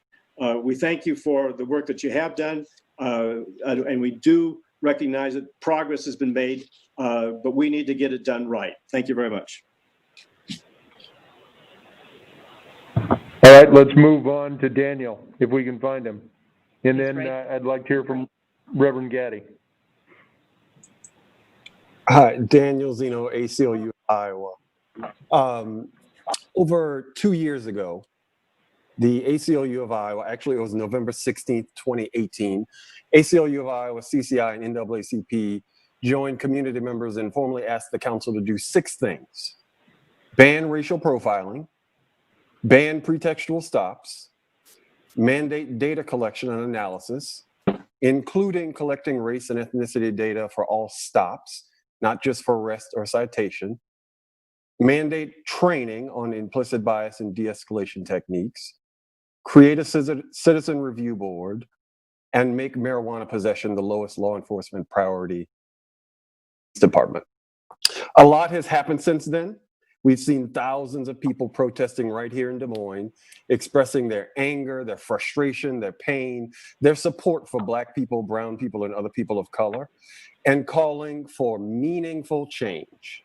And that's really what we're talking about today, is meaningful change, not just any change or some change, but actual meaningful change.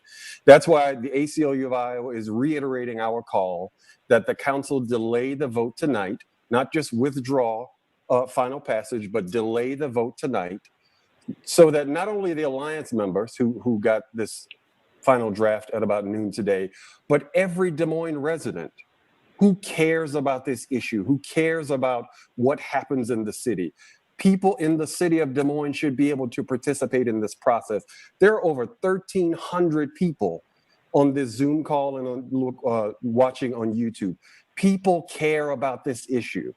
And so again, we're urging the council to delay the vote tonight, give people the chance to continue to participate so that we can have the very best ordinance in the capital city of Des Moines that's possible. Thank you.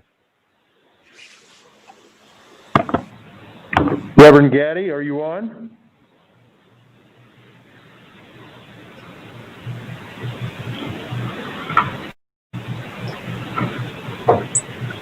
Okay, can we find Reverend Gaddy? I have him. I'm trying to unmute him. Reverend, are you muted on your own? There you go. Okay. Thank you. Fred Gaddy, pastor of St. Paul AME Church in Des Moines, and I'm a Des Moines resident. The ordinance as written, while much, much better than the one approved in March, is still woefully inadequate. Without some type of citizen input, involvement, and oversight, this ordinance lacks the ability, lacks the transparency that we need in our city. Thank you, Mayor, for saying that you hear us. But now we ask that you listen to us, and that you continue to listen to us as we implore you to add community input so that the voices of the community, the voices of the citizens, the voices of those who are often not heard unless they go through protests and things like that, that they might now be heard, but more importantly than being heard, that they are actually listened to. Therefore, we ask that you do not pass this ordinance at all, because we've heard before in the March meeting, when you passed on the first reading, when the Alliance talked with the city manager, he pretty much told us that it would be impossible to make any substantive changes to the ordinance that had passed.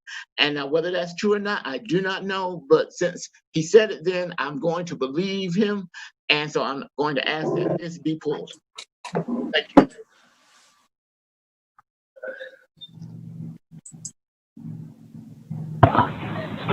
All right, Reverend, thank you. Let's move on now to the citizen input, and I think we heard from the council. Kay, let's watch it and give everybody a minute. Let's go. Who's the first hand up? And by the way, we'd like to have them be Des Moines residents. Sally. At least on the front. Sally, you're on. Sally Frank, you're saying? Yes. Okay. Sally Frank, I'm a resident of Des Moines. I support the calls to hold off. The key items to really have police accountability is an elimination of pretextual stops, civilian review, which is something that we were calling for even in the 1990s and haven't gotten anywhere, and putting marijuana as the lowest priority. Without civilian review, we're not going to have any enforcement. We have seen over and over again in Des Moines and nationally that the police cannot be trusted to police themselves, and we need outsiders to review and have real investigative power. We need the statistics on the stops in order to be able to and show if profiling is existing. And pretextual stops, often what they're looking for is marijuana, and that is what makes people feel like they're in a police state. And so I'd call on you to make sure all of those are effectively in the bill and to work with the Alliance completely to draft and improve this bill. Thank you for your time. Thanks, Sally. Let's move on. Who's the next hand up? Ben Thelma? Ben? Hi. Hi. Hello, City Council members, City Manager, and Mayor. My name is Ben Tomer, and I have been a Des Moines resident for almost 16 years. I'd like to ask that you support Iowa CCI's 6-point ordinance in the future, which has a strong racial profiling ban and promotes racial justice. The nation is watching. As a college student who goes to school in Washington, D.C., I have actually had discussions about this topic with my professors and those who are sociologists and work in the government, and my peers from all around the nation. We've actually had discussions about Iowa and Des Moines, and because we have not banned racial profiling yet and has a bad history when it comes to racial segregation. I have a question for you when you make your decision on the ordinance. How is history going to look at you? As a council, are you going to make a decision on the ordinance, and how is history going to look at you? Are you going to make a decision that promotes racial justice and strike down racism? Or are you going to be a council that upholds these racist practices by saying no to this ordinance? We are watching you. History is watching you. I'd like to thank you for your time, and please remember to support Iowa CCI's 6-point ordinance. Next. Peter Clay, do you have, okay. Yes, thank you, Mayor, County, City Manager, City Council. I'm a member of CCI and recently joined the Racial Justice Group with CCI. I'm also a member of the Quaker Meeting in Des Moines, and our testimonies about equality and community are guiding me in my perspectives. I'm grateful that the City Manager has withdrawn it today, but I joined my voice with Betty and Laurel, with ACLU and AACP, with the Reverend, with the other speakers and everyone who's been in this alliance for 2 years. For 2 years, respectfully engaging city government, gathering dozens of testimonies from people who have been on the receiving end of racial profiling. Appreciate the data collection that's been done by Mr. Harrison, and I strongly support more comprehensive data collection, which I know is something you've already committed to, but we know enough already. I want to be brief here. There's many speakers. I agree with what Ben just said as well. It's time for each one of us, not just each one of you, but each one of us to be a profile in courage. This is a time to take a stand and not think about the political consequences. This is a time to show real leadership, and sometimes that's hard, but this is absolutely that moment. So I commend you for putting this off. I think that the citizen review and all the other 6 points need to be included and need to be discussed respectfully. The process matters. You show respect by engaging in good faith in a process. So thank you again, Mayor, County. Thanks, Peter. Okay, let's move on to the next. And to everyone, please try to limit your comments and keep them as concise as possible. We have a number of other individuals on. Kay, the council has asked for a minute. So please, everybody try to be very concise, and let's move on. Next speaker. Nancy, yes. Yes. I'm the Nancy that was supposed to be on the racial justice team, and you couldn't find me before. We at CCI have come before you countless times. You have heard our speeches demanding racial profiling ordinance. You've heard our heartbreaking stories of police persecution and white supremacist violence. You've heard our painful pleas for racial justice, yet you have ignored it all. Black people in Des Moines are being terrorized by the people who are supposed to protect them. They're being harassed, humiliated, and brutalized by the police. This systemic racism has got to change in our city, and change now. We won't accept a weak, generic ordinance. It's time for a real ordinance. It's time for an ordinance that bans pretextual stops. That's one of the most important parts of the ordinance. You need a ban that provides any de-escalation training because, as my understanding, there is no de-escalation training, and includes complete and transparent data collection. Anything less is an insult to George Floyd's memory. Thank you. Now I have Nicole. Nicole, floor's yours. Hello, I'm Nicole Margheim. I've been a resident of Des Moines for 4 years now.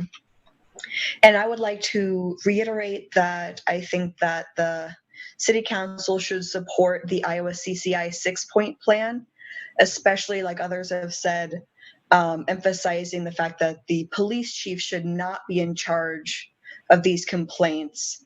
And that should be the case of the Citizen Review Board. I'd also like to emphasize what has been mentioned briefly before, but that this is only minimum to actually have any real change in the city of Des Moines. The racial profiling ban needs to be the very first small step. I would suggest for moving forward that we move towards defunding parts of the police and moving it towards community resources. We've seen how the police use their money this past couple weeks with them using tear gas and other violence against protesters. Thank you.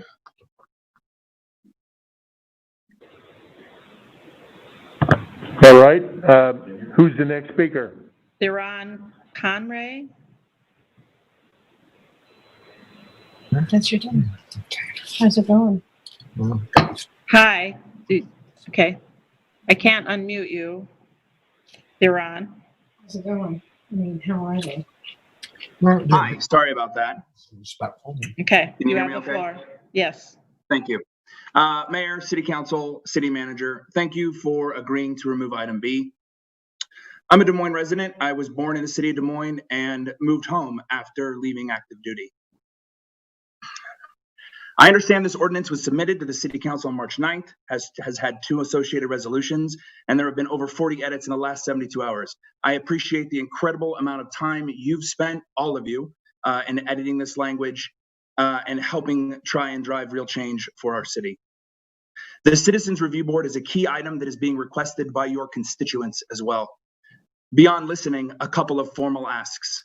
Your constituents are requesting your continued work with the Alliance before attempting to finalize this resolution. Please help ensure the 6 points mentioned are supported. This resolution should be made available for public review. And once complete, it would be great if arm in arm, hand in hand, you could stand with the Alliance and hold a special session to address this issue moving forward as you present it to your constituents. Thank you.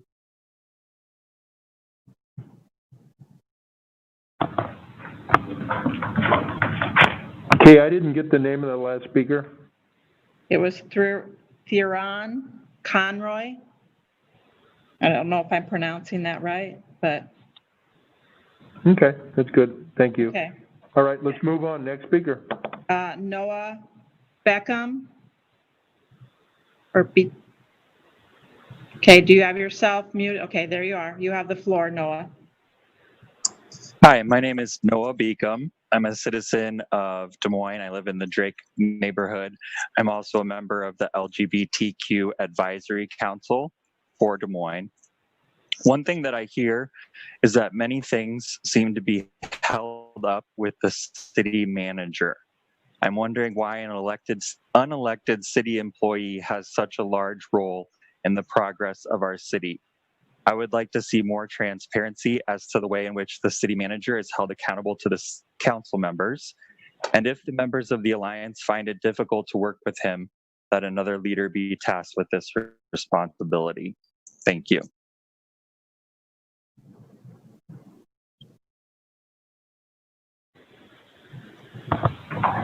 Noah, thanks for your input.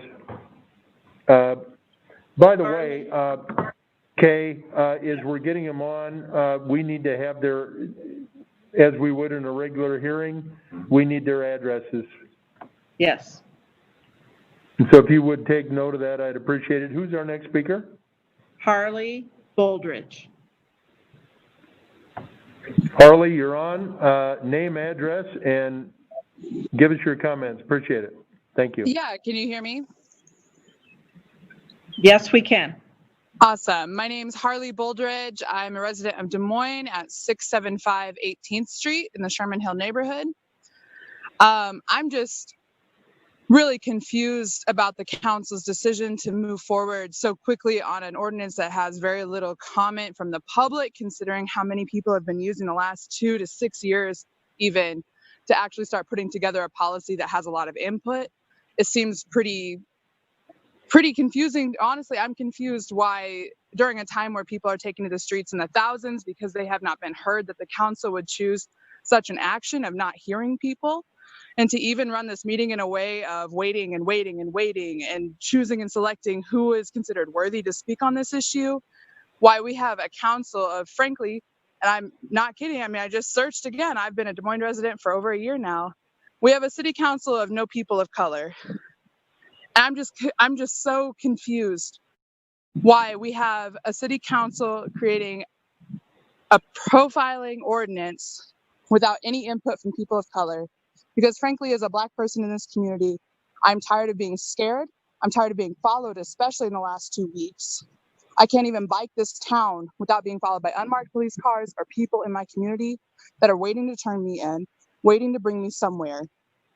And yet, our city council, people that I vote for, decided that the best way to help people like me is to not give me a say in this ordinance and to make sure that people like me are not able to really be a part of this. So I personally would ask you to actually support the CCI ordinance that has a lot of community backing to it. I would say that this ordinance is not going to be sufficient for people like me in our community who deserve to have safety and security and to know that police officers are not going to be brutalizing and profiling us where we live. And I really hope that we can find a way to have community input moving forward. Thank you.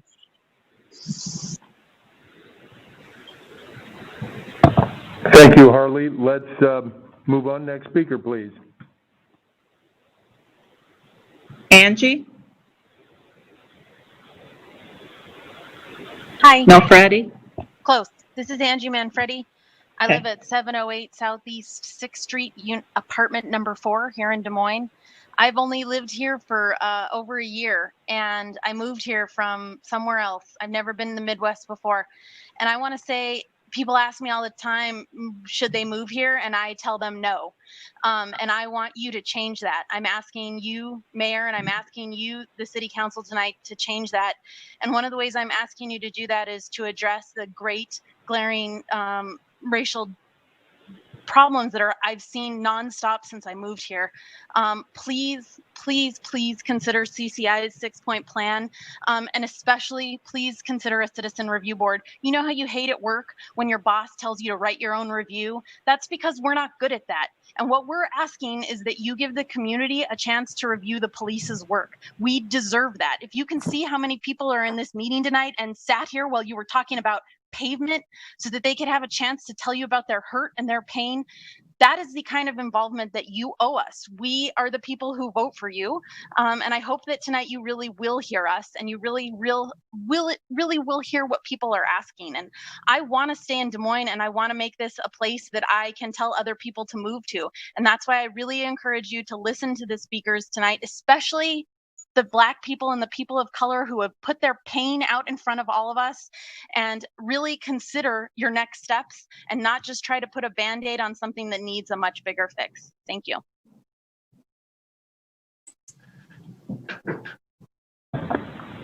All right, thank you. Let's move on to our next speaker.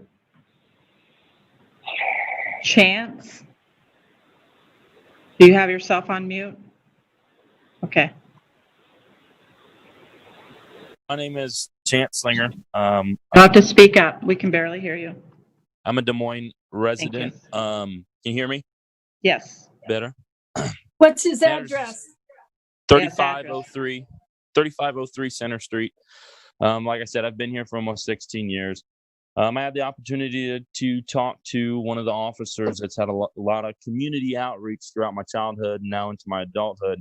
Some of the things that I talked to him about is a lot of the things that we're sitting here talking tonight. And going through and reading the union contract between the officers and their employers, it only touches on the fact that officers the chief of police is the only one who can do anything as far as disciplinary action towards it. And I just want to elaborate on how important it is to make a civilian review board, and how transparency, I feel, is one of the bigger issues regarding the people not feeling like they're heard, especially through law enforcement. Thank you. Thank you, Chance. Let's move on. Next speaker. Vanessa, are you muted yourself? Have you muted? Okay, there you go. Can you hear me? Yes, we can. Good evening. I would like to reiterate what CCI, NAACP, and the Alliance have said. We need your address. Excuse me. It is 3613 59th Street, Des Moines, Iowa, 50322. Thank you. And I would like to request that we do not pass this ordinance this evening. There are many holes in the ordinance that has been presented, as I'm sure this council is fully aware. These members of the Alliance and the other organizations that I've mentioned have been working on this ordinance for many years. The tone that was taken in the beginning of this meeting to insinuate that they weren't there in the last few days or the last few hours to help write this ordinance was rude, disrespectful, and disgusting. And I would hope that you apologize for that tone that was taken. That all the council is aware that these members have been working on this ordinance for years. And I would like to state that I have been a citizen of Des Moines for my whole life. And I've never been more disgusted of our government in this community and our police officers. I didn't know that they couldn't be trusted, and now I do. And I can't wait for them to be disbanded. I yield my time. Next speaker. Andrew Tachi.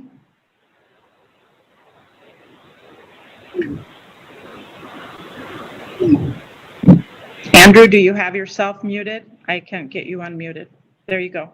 There we go. Hey, this is Andrew Tachi. I am at 4119 Northwest Drive in Beaverdale, Iowa. I'm a white guy. I'm in my early 30s. I grew up south of Grand, went to Merrill, Hannawalt, Roosevelt, bounced in and out of the city a bunch, and I'm settling down here, so that's neat. I'm glad that the council has decided to not pass things immediately tonight. I think it would have been extremely tone deaf to pass something that was created before all the protests and to not modify it.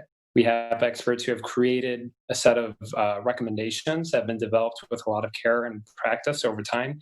And I think it would be good to listen to them. I think trust is at an all-time low, and self-regulation has clearly not worked in other places. I don't know why it would work any better in Des Moines, Iowa. So I think we need to take that and move it away from the police. We are not so special. Brother Akil Abdul Samad, a representative, has done more with de-escalation than police have. I think we should train more people to do that type of de-escalation. Maybe that's not in the police's purview. That's fine by me. And ultimately, if we don't get down to the root cause of a lot of these problems, then we are putting a Band-Aid on things, and there will probably be more protests and liability and death and imprisonment in the future. From a money perspective, I don't think anyone wants to see more court cases where we're paying $75,000 a pop. I know that's happened at least twice in the last couple of years. So please, for our pocketbooks, for racial equality, for all the people in your community, pass a substantive measure, not a Band-Aid. Thanks. Next speaker.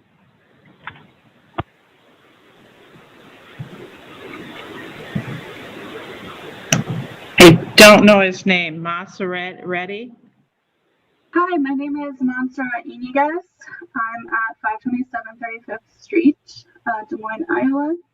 And I actually used to work in the Civil and Human Rights Department. And so when I saw everything going down, I was like, oh, this is interesting. So my question regarding everything going on, particularly around this proposal, is why the city has such an adherence to a proposal that is being constructed around the permissions that the police department will give the city to impose. So what I'm saying is that the community has not really actually had a voice at the table because you're constructing an ordinance with no teeth that is watered down based on the recommendations that are being brought to you by these other community agencies and groups. And I'm just really questioning why you have such an affinity to protect the police department instead of actually moving into a space where you can utilize the voice of the community that you so claim to represent, that you so claim to love. So I really want to point that out, that when you've had the opportunity to have conversations with the community, you continue to ignore them. And that has really definitely been shown. So I really want to push that you scrap this ordinance that is actually on the table and push the one that CCI has brought to you along with the NAACP and the ACLU, because any ordinance that comes to you that goes through your internal process gets watered down. We saw that happen with the Welcoming Cities ordinance that ended up being a proclamation, which was really nothing more than a press release stating that you were going to be nice to the people of the city. So I really urge you to take lead from the community, to take lead from the people that are actually voting, that actually are being impacted by the ordinances, by the laws that are taking place, and not just extend your commitment to racial justice to this ordinance, but also to the way that the rest of the city operates as a government. I'm talking about the way that neighborhood inspections ensure that there is substandard housing for lower income communities. I'm talking about your hiring practices. I'm talking about business grants for small businesses and minority-owned businesses as well. So this racial justice and racial profiling is not just limited to the way that the police act here in the city of Des Moines, but also how the city government acts in response to any citizen that lives here and the barriers that exist for a citizen, period. Thank you.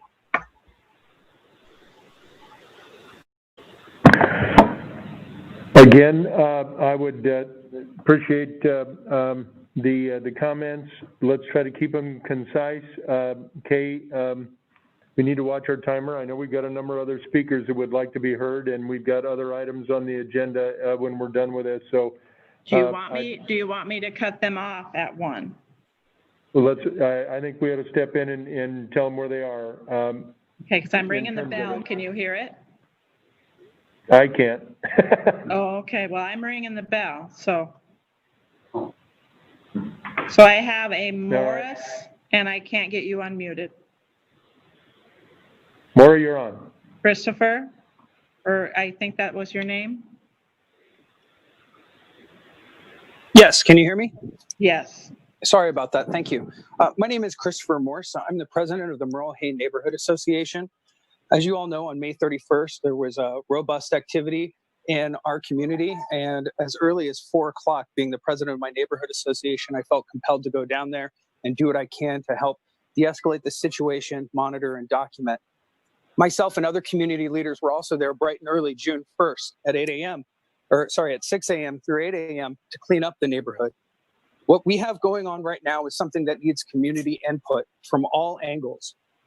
I hesitate to bring this up because one of the things that I know that I don't need to be doing right now is speaking over the Black voices of our community. However, within the history of the city, there's been a lot of input from the neighborhood associations.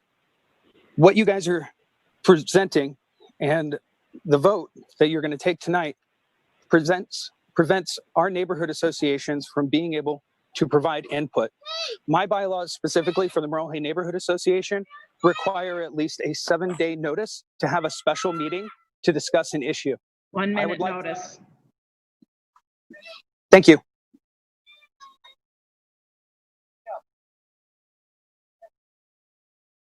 Christopher, thank you very much. I think that's a point well taken. And I think that's why the manager felt that want to give everybody the opportunity to review it and to get back to us with your thoughts. And again, we'd take them and email us any thoughts as you review it. Let's move on to the next speaker. Thank you very much. Paige, do you have yourself muted? Yeah, that's me. I'm actually Blake Iverson. I live at 3013 Woodland Avenue.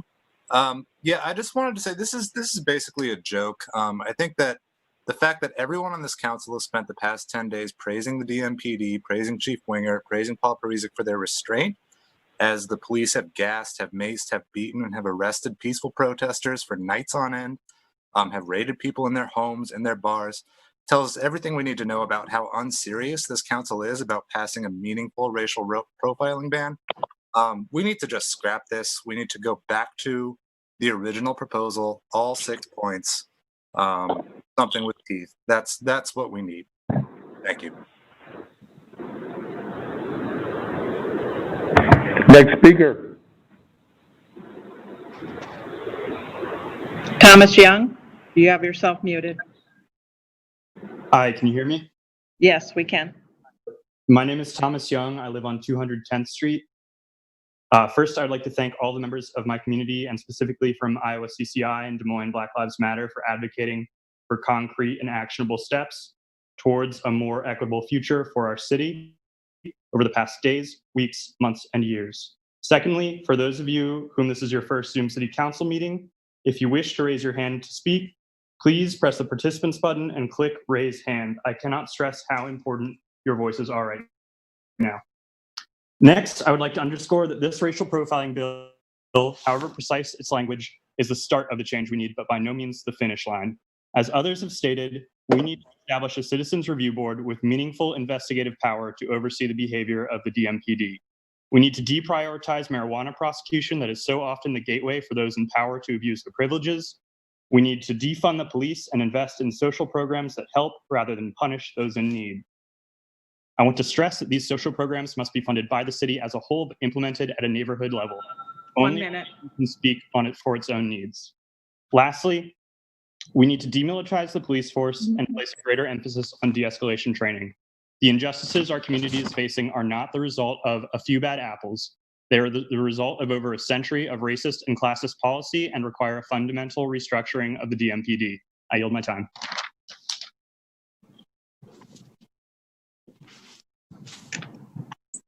Reese? Hey, this is Sharice Williams. Can you hear me? Yes, we can. Okay. I live at Yep, we sure can. What's up, Frank? 1434 East 18th Street here in Des Moines. I just want to say, if the redundancy and cries from the people that have spoken today and have been speaking for several years now don't affect you, I'm not sure what will. I think one of the things we've lost is the art of conversation. I hate that I cannot see my council people's faces right now, because I would love to see what your reactions are to the people that are speaking to you. But one of the things that I hope that you're doing is really listening. Now, my relationship with Scott Sanders, our city manager, has been quite different because we've had many conversations and I do feel that he listens.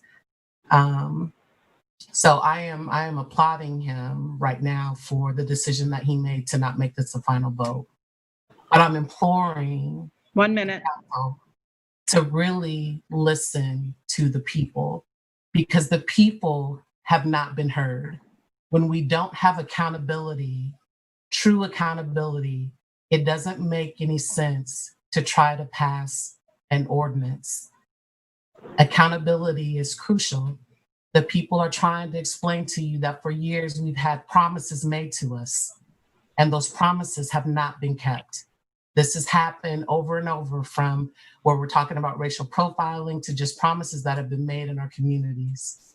So I'm asking you all to really stop, put yourself into the shoes of the people that you're saying you're listening to, and really listen and understand why the ordinance as written is not going to be effective.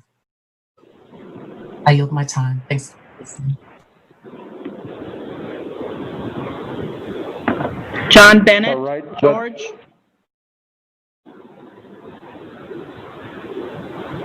Myself. Okay, yeah, thank you. I'd like to reiterate everything. Oh, you need my address, 4134 Leonard Drive. Yeah, thank you for not adopting this half-measure, feckless, toothless bill at this point before people can even have some review of it. Nothing in this bill is bad, but it would do almost nothing other than to make the mayor and the city council feel better about themselves and allow them to pat themselves on the back some more that they've done something. Next to nothing, but something. So you need the 6 points. You need citizens review. You can no more trust police to police themselves than you can priests to police themselves. People with power don't get to watch their own abuse of power happen. Okay, that's just not how democracy is supposed to work. So don't be sorry, just do better. I'm out. All right, next speaker. Laura, you're on. Laura, did you mute yourself? Okay, There you thank go. you. Sorry about that. Yes, Laura Faraci. I'm at 3805 Carpenter Avenue in Des Moines. I'm so proud of all these speakers, and so I want to put out a big thank you to the all the hard work of the organizers. And I'm a proud member of CCI and Amos, and I've watched this happen over the last couple of years, and the due diligence has been there. Again, Black and brown people are doing the work of white people, and that would be you, city council, city manager, and mayor. Now's the time to not let mediocrity shape your thinking.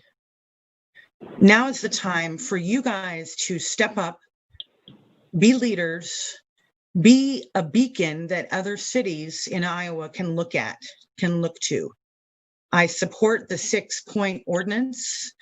And I think that is, as someone said earlier, a minimum. We have other issues coming on the horizon. Mental health crisis teams like they have in San Antonio, creating accreditation of progressive policing. That was 1 minute. There's more work to be done, and we folks aren't going away. And I'm hoping that that makes you happy. So thank you for the time. Nancy Thank you. Anderson. Next speaker. Sorry. Nancy Anderson. Yes, can you hear me? Yes, we can. Okay, Yeah. good. Yes, I live at 4019 Oak Forest Drive. I've been a Des Moines resident for 16 years, and I do also support the 6 points of CCI's proposal. I have a couple comments. First, because this was so hard to find a copy of ahead of time, I thought for sure you guys would show it on the screen so that everybody in the meeting could see what actually it is that we're talking about tonight in this ordinance. But a couple comments about it. I think the city manager said when he was talking about what's in it, that there was some mention of de-escalation training being required every year, or maybe 2 years. But in the section 8646 training that I'm looking at, there is no mention of de-escalation training being required. And I think that's very important that is in that, that is in that section, because it's very good training to have. One thing I don't understand, or I guess it worries me, is the section on annual. 1 minute.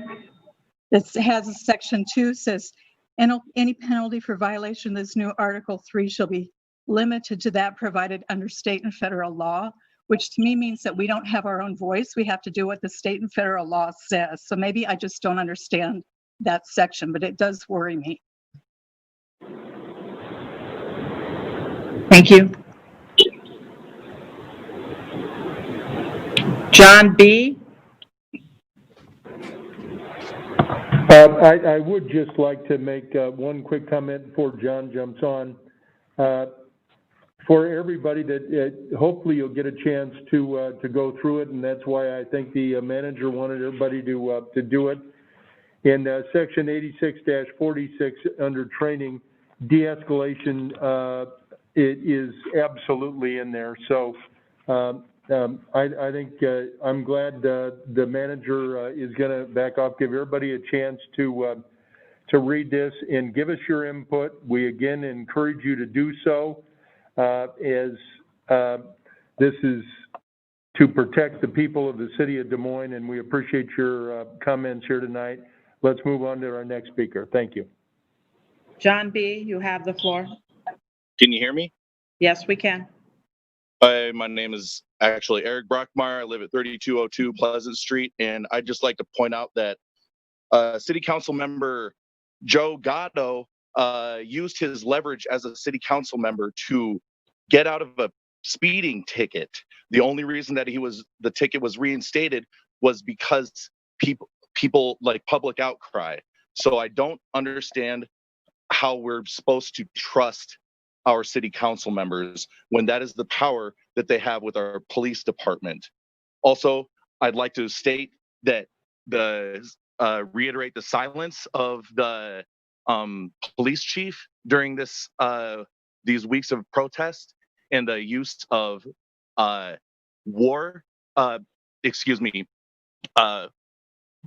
weapons that have been banned in wartime are used on peaceful protesting civilians. I think it's disgusting. I think it's the fact that nobody is really talking about that in the media or in this meeting. It's disgusting, and they should be disarmed, if not disbanded. Thank you.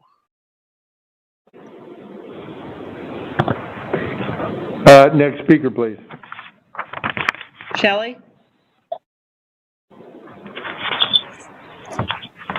You're on, Shelley. Hello, can you hear me? Yes, we can. Hi, my name is Shelley Scooster. My address is 6520 Forest Court in Windsor Heights, but my husband and I both work and spend the majority of our time in Des Moines. My husband has also spent most of his professional life as a police officer, which gives us a unique perspective on the brotherhood within police departments across the country, which undoubtedly cannot continue policing themselves. But what also makes our perspective unique is that we're raising two Black children who can't wear hooded sweatshirts, can't go on a jog, can't go bird watching, can't play with toy guns, can't sell CDs, can't reach for their waistbands, can't put their hands in their pockets, can't forget to use a turning signal, and can't even sleep in their beds at night because of the systems and people in power, including the Des Moines Police Department, who continue to criminalize my children from the moment they see them. My question to all of you is this: what is it going to take for you to pass this 6-point ordinance? It most certainly better not be at the expense of my children or any Black body on the pavement begging to breathe. Thank you. Next speaker, please. Bradford?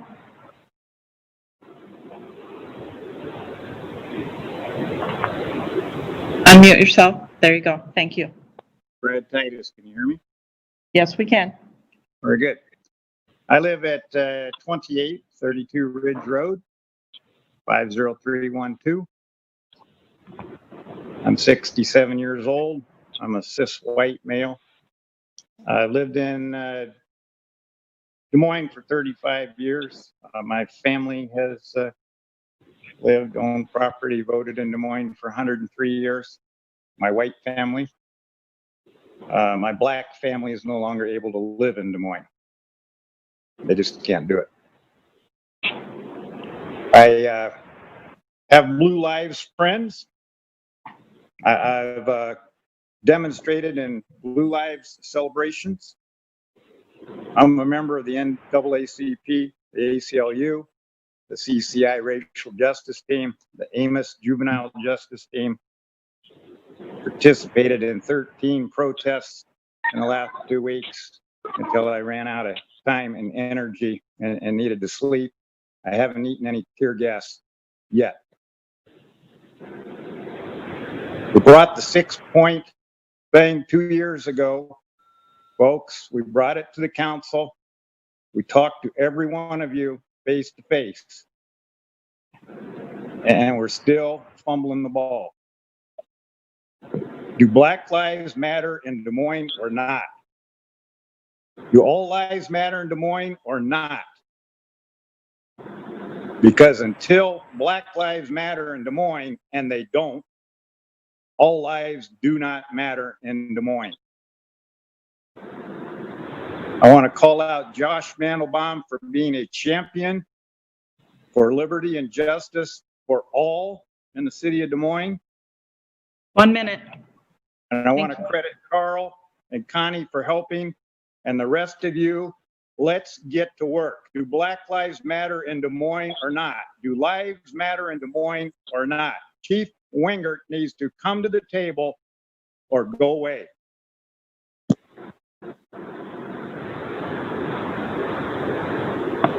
All right, next speaker. Andrew Grave.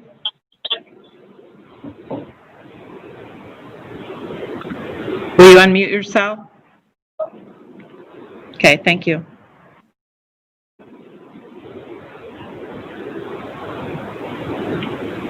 Andrew, are you there?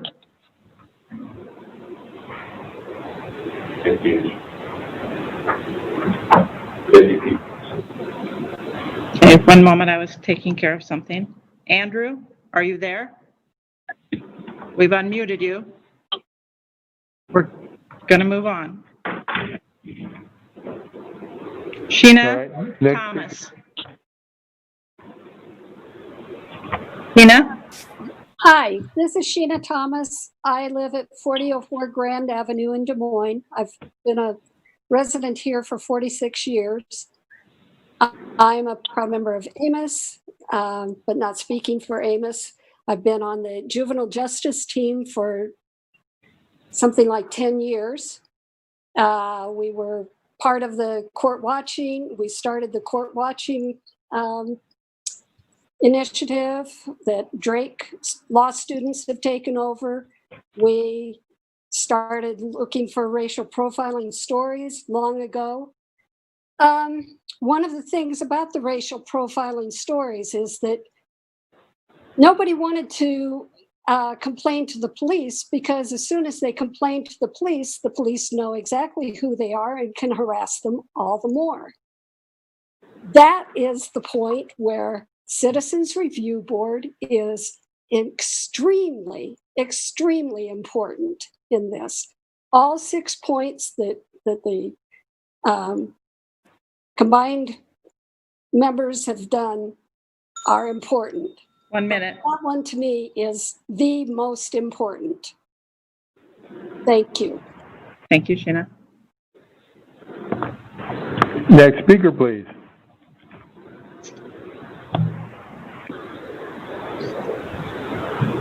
Soran, are you muted? Thank you.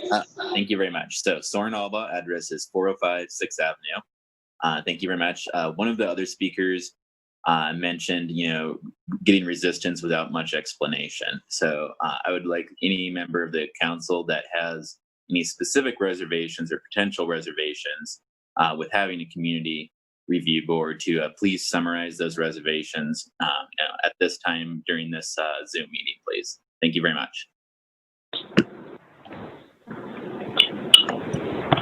Thank you. Thanks for your comment. We're looking for input and love to have people follow up with us. And please review the ordinance and give us your thoughts, your criticisms, and we would appreciate that. Let's move on to our next speaker.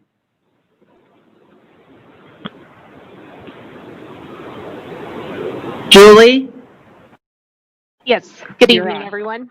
Yes, good evening. This is Julie Abendroth. I'm a resident in the Drake neighborhood at 1121 36th Street. And I guess I am a little bit confused and also curious. And I appreciate the additional time to review the ordinance. But I guess, in the mayor and the council request for email input, I guess I'm asking why. Have we not been giving it to you already? And I ask that as respectfully as possible, but across days and nights of protests, peaceful protests, and rallies have you not been given the input that you need? And at this point, I would say that, by having 1,000 people on this phone call, and likely probably a lot more, several friends of mine were texting and they weren't able to get on. And so I would imagine that it would have ballooned a lot larger than 1,000. 1 minute. So what is it going to take? And like Shelley, I too am exasperated and asking what will it take, if not days of protest, to point out that the 6 point is the bare minimum. Thank you. Next speaker, please. Emma Castor. Hello, 1622 Northwest Drive. My name is Emma Castor. I would first like to echo the Iowa CCI 6-point plan as an essential component of this ordinance. Additionally, I would like us to look at the police budget. When we look closely at the police budget compared to the services provided, why do we spend so much of our money on the police when we don't see very many effects? Why haven't they arrested Darquan Shaw's attacker? What consequences are officers facing for macing and arresting citizens in their own elevator of their apartment building? Why on earth would we allow the chief of police to have complete oversight without any external accountability from citizens? That is unacceptable. Additionally, we need to demilitarize the police. Our police do not need more personal protective equipment than our doctors. They do not need access to tear gas and rubber bullets, which can and have been fatal in this movement. And finally, I would like to let the City Council know that we're watching you, we're listening, and we're not going to shut up even if the protests stop. Thank you. I yield my time. Next speaker, please. Thomas Dainty. Hello, my name's Thomas Dainty. I live at 915 Thornton Avenue in Des Moines on the south side. I completely support the 6-point ordinance that has been proposed. I think it's outrageous that an department that receives over $60 million in 2018, over nearly 40% of the general fund budget, and almost 15% of the entire city government's expenditures, does not have any sort of accountability to the general public and doesn't have the authority to be checked, especially when they use weapons that like tear gas and mace and batons on peaceful protesters who are exercising their civil liberties. That is all. Thank you. Next speaker, please.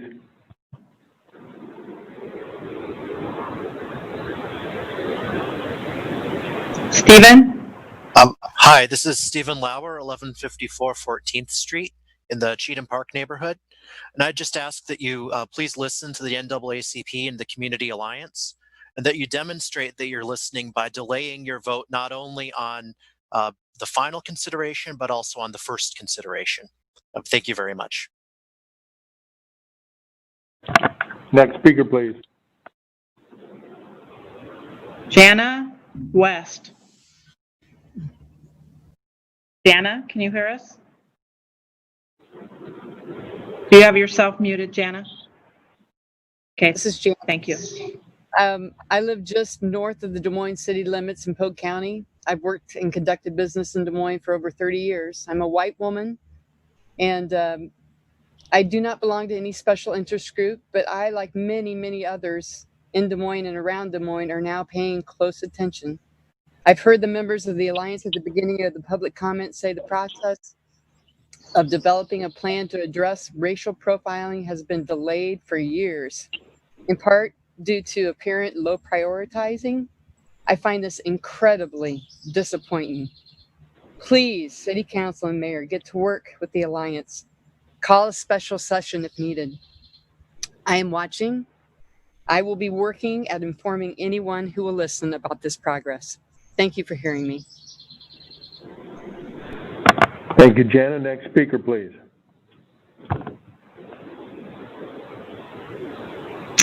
Trina LeCoulter. Trina, you have yourself muted. This is Trenla Coulter. Thank you. Yep, no problem. Although I was born and raised in Vietnam, I have called Des Moines home for the past 20 years. I live in the West Drake neighborhood with my husband and 2 children, and I reside at 1001 37th Street in Des Moines.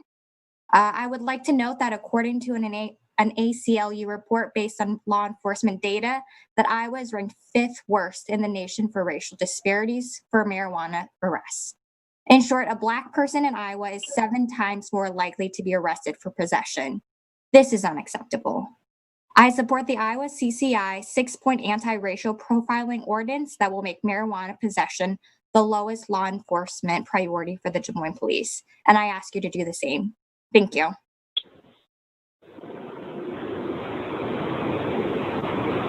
Next speaker, please.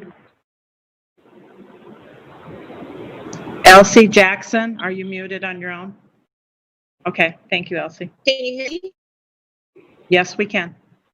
Yes, greetings. Greetings. My name is Elsie Jackson, and I am a member of the Des Moines branch NAACP. My address is 7117 Harbor Drive, Johnston, Iowa. And I ask that you support the work of the NAACP and not move forward until we've had a chance to review it. I have just received the ordinance and need more time, so I can only imagine that the committee needs more time to work with it and to feel comfortable with it as well. So as you have said, you hear us. Let's show that by listening and give us more time. I'm also the mother of 4 African-American sons. I have 5 African-American brothers. I have an African-American husband, a host of nephews. I live in anxiety. This is needed. So please, let's not make it a life or death matter before you move accordingly. Thank you for the time. Let's move on. Next speaker. Eric Reisenberg. Eric, do you have yourself muted? Eric?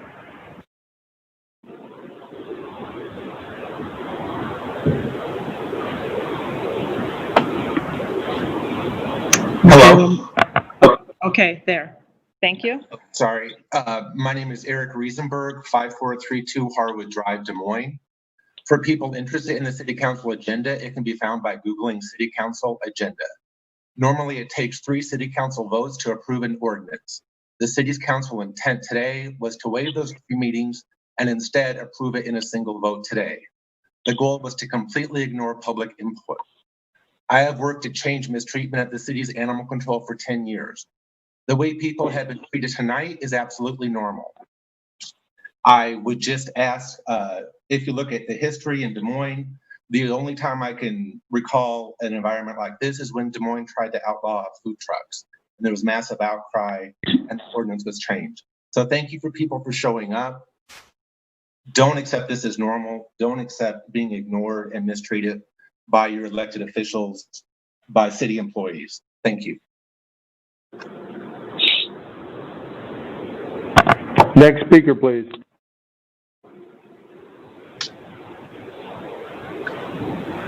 John Leonetti. Hello. John Leonetti, Alison Court, south side of Des Moines, born and raised. I just want to say that to prove racial profiling, the officer has to admit that race was the reason for profiling. So this whole bill is just a smokescreen. It's not going to do much. I'm glad that this one of the 6 points is to keep tabs on the race of people that they're pulling over, but don't fall for it. This is a smokescreen. We need tougher regulations. We need to not only defund the police force, but disband the police force. And the police union should not have as much power as they do. Thank you. Next speaker, please.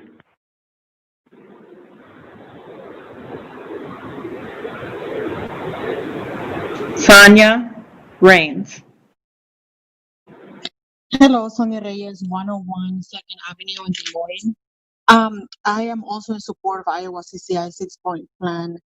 I want to say that it's completely unacceptable that the community didn't have enough time to review what you are presenting. This is, you cannot vote on something without real community feedback. You didn't provide us with this in a timely manner, and this is how you continue to oppress our people. This is how you continue to oppress Black people in this community. Just like earlier, I kept raising my hand on the Zoom meeting, and someone kept lowering my hand, so I won't speak. That is completely unacceptable. Just like Des Moines PD, tear gas, shot rubber bullets, and also pepper sprayed children that were protesting for their rights because they continue to be harassed. Please do the right thing.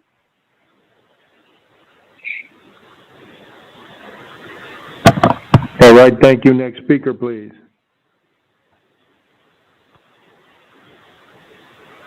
Catherine. Thank you. My name is Catherine Lewin. I live at 1027 27th Street, Des Moines, Iowa, 50311. I would just like to say, yes, I speak in support of Iowa CCI's 6-point ordinance. And I would also like to, raise the fact that the ordinance that you are speaking about today gives all of the power and enforcement to the police chief. The police cannot police themselves. This is abhorrent in one particular way. The police chief has been in the line that has been throwing tear gas at teenagers and at community members, and that is abhorrent. He's not being silent. He is standing with police violence. That is not right. And I would also like to say, before I give this space to another speaker, Ellie Odole has been in the chat raising her hand time and time again, and someone has been taking her hand down. She was ahead of me. Please let Ellie Odole speak. Next speaker, please. One moment. Adam Callahan. Will you unmute yourself? Thank you. Yes, my name is Adam Callahan. I live at 420 Court Avenue downtown, and I support the 6-point CCI proposal, which at this point is a bare minimum to me. In March, months ago, we were behind where we needed to be on this ordinance before any of this stuff happened. And we've seen over the past week why we need this ordinance, which says the DMPD has done things like brutalize citizens, chase people into their homes to arrest them, attack journalists, tear gas children, peddled people, raided businesses, and even more on video. So now we know what the DMP does to its community, especially Black people, without oversight. And we know that the chief of police is indifferent or supportive of these measures, like Catherine mentioned. So it's disgusting and horrifying that your ordinance even considers giving him oversight powers in these cases, because we know how to handle these cases. And we also know how the DMPD is handling the cases of Darquan Jones and Abdu Sharif. With that, I yield my time. Next speaker, please.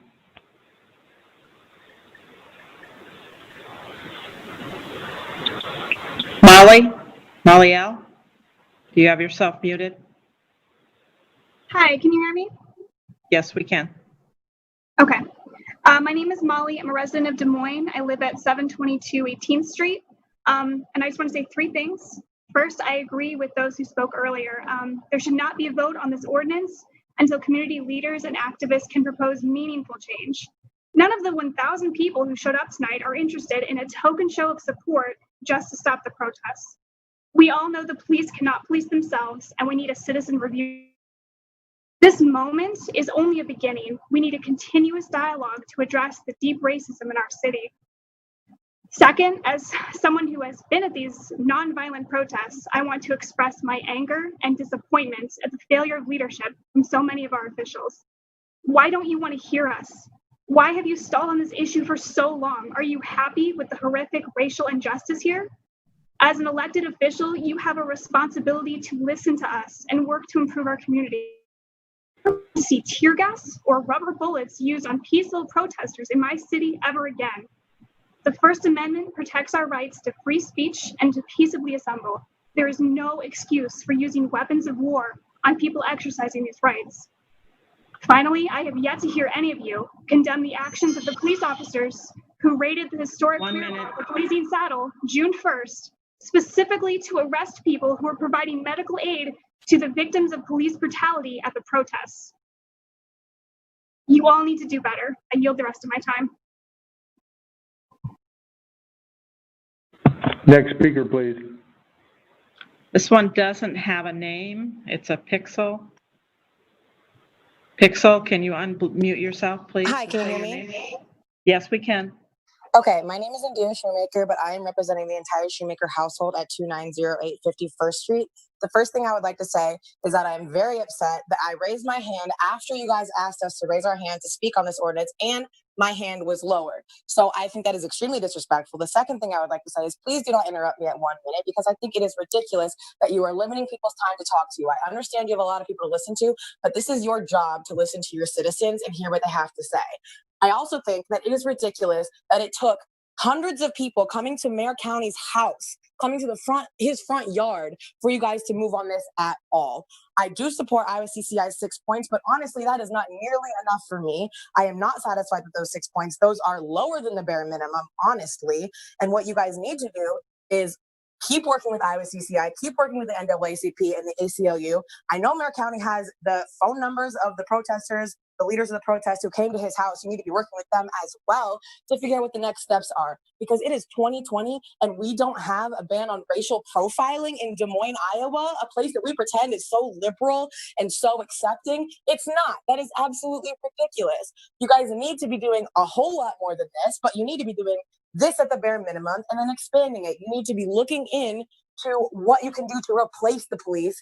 We need to be looking into community solutions for these things. You need to be demilitarized the police. Can I list off the war crimes that they have committed over these protests? They have tear gassed people, a war crime. They've attacked medics, a war crime. They have destroyed supplies, a war crime. They have, there's so much more. It's absolutely ridiculous. Taking people out of their homes, going in and raiding a gay bar like it's the 1950s. Y'all need to be doing a whole lot better. And I just want to say that you need to start looking into defunding the police if you guys want these protests to stop. There's absolutely no trust in the city council right now or in Mayor County. And I think that you guys have a very good interest in building up that trust again. And the way that you could do that is by taking this so much further than people are requesting today. Thank you. Next speaker, please.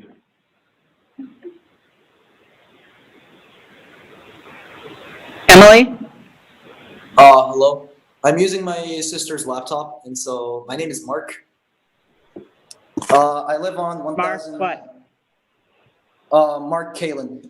I live on 1001 38th Street, and I've been at a couple of protests, and I've seen the way the police handle the protesters, and it's kind of messed up. I'm gonna piggyback off of what some of the people here said. The police have been using rubber bullets and tear gas, and it's wrong on so many levels. And when you're dealing with these protests, I think you have to look at the demographic of the majority of these protesters. They're feminists and faggots. Start using actual fragmentation grenades. Start using actual green tip 5.56. Mow these fuckers down. I yield my time. See ya.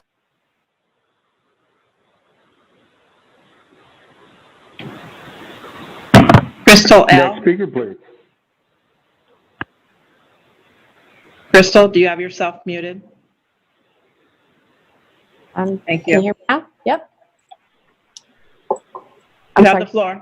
Yep. So my name is Crystal Loving. I live at 3848 East Douglas Avenue in Des Moines, Iowa. And I would just like to read a little thing that I put together here. So basically, as a parent of 2 white children, we continue to have conversations of the world today, which sadly isn't much different than the world from the past. And where we are today is where we've been. And I think we've reflected lately a lot on the words of Dr. Martin Luther King, sadly from 1963, which tells us basically why we're here.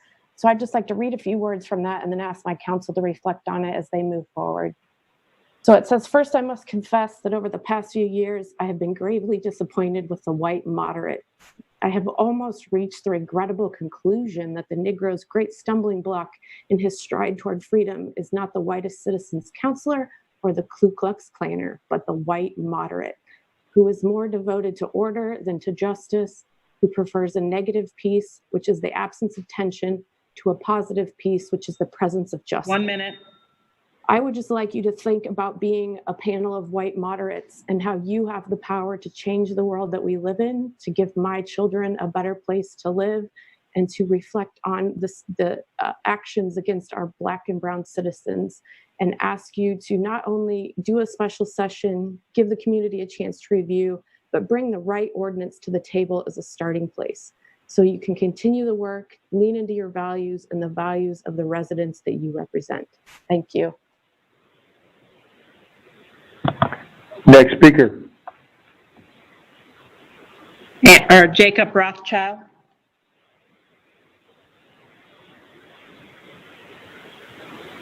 Jacob? Hello, my name is Jacob. I live in 1941 Flinders Street in the great state of Tennessee. I just want to say that I applaud the hard work that the police have put into making this country great again. And I just want to say that there have been many false claims about how the police mistreat the Black community. And to be honest, I think less niggers, the better. Okay, I yield. Come on. Oh my gosh. Cut him off. I will.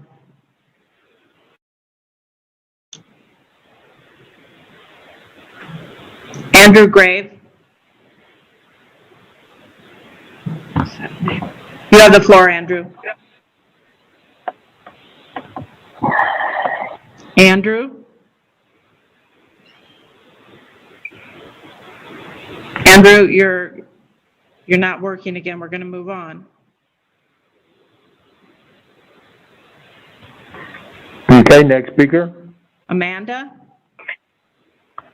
Amanda, unmute yourself, please. Thank you. Amanda, you have the floor.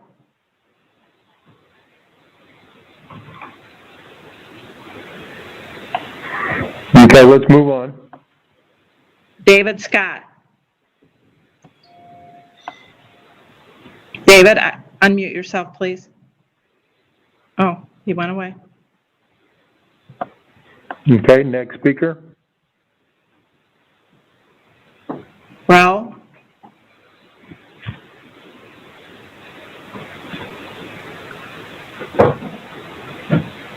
Do you have yourself on mute? Raul?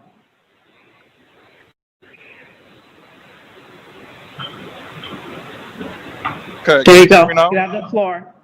Okay, thank you. My name is Raul Kanawi, and I live in 1613 Center Street, Des Moines, Iowa. So I am in support of this 6-point ordinance. I am a witness of police racial profiling. My good friend Abshir, he was driving his BMW one day late at night with me and another friend who were both Hispanic. I am originally from Guatemala, and we were stopped by 4 police cars, 2 officers per car, and the excuse was because there was a broken license plate light. They asked me and my friend Alejandro, who were sitting in the back seat, for our IDs also, and there was no reason for us to be stopped by 4 cop cars. This was like 3 years ago, and the police cannot police themselves, and racial profiling sure is a thing within the police department, and that needs to stop. There was no excuse to have so many officers stopping a Black man driving a nice vehicle through a not so nice part of town. 1 minute. Okay, thank you. I yield my time, but that needs to stop. Thank you. All right, next speaker, please. Ali Adole. Hello? You have the floor. Yes, we can hear you. Hi, so my name is Ellie Odole. I live at 2518 Kenway Drive. And I would just like to say that it is hard for anyone to admit that they are racist, but when you become a person in power and deliberately weaken legislation that would advance racial justice in your city, you cannot claim to be anti-racist. I would like the city council to recognize that their inaction shows their true colors. This is why I'm asking that in addition to the 6 points proposed by the Alliance, the City Council pledge to not raising the police budget. In fact, I would ask that they disband the police and instead use that money to fund social programs that would actually keep the public safe and not lock up brown and black members of our community. This shouldn't be controversial now or ever. I yield my time. Next speaker, please.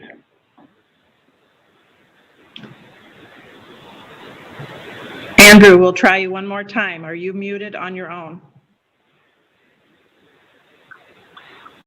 And okay, Andrew, you have the floor. Andrew? I'm sorry, it's not working. Ashley Parker?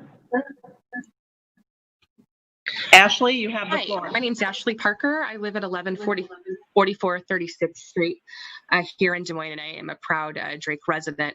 I don't know what else to say to you folks. I mean, it's clear based on the over thousands of people who are showing up to this and folks who are marching in the streets that they're sick and tired of the inaction by the Des Moines City Council. And I don't know what it's going to take for y'all to take action, but here's what I do know. I want to say thank you to all of my friends who are organizers and activists out in the streets fighting for your rights. I hope you know that even if you pass a weak ordinance, people aren't going away. I also want to remind the citizens of Des Moines, especially those who this may be your very first city council meeting, that 3 of these council members are up for re-election come January 2022. That's Connie Vosen, Josh Mandelbaum, and Bill Gray. We had 3 phenomenal millennial people of color run last time. And I just encourage folks who are sick and tired of the lack of representation and a lack of care, trust, and respect that the city council gives to the citizens of Des Moines. You can do something about it, and I hope you join us. I yield my time.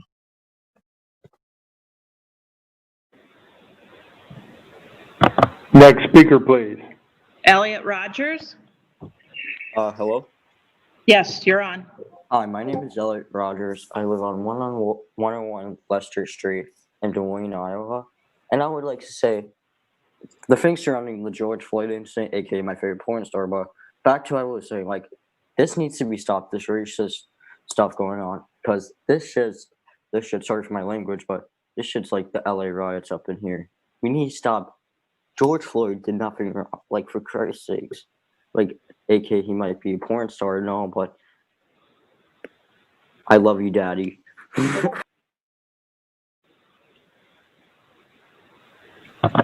Next speaker, please.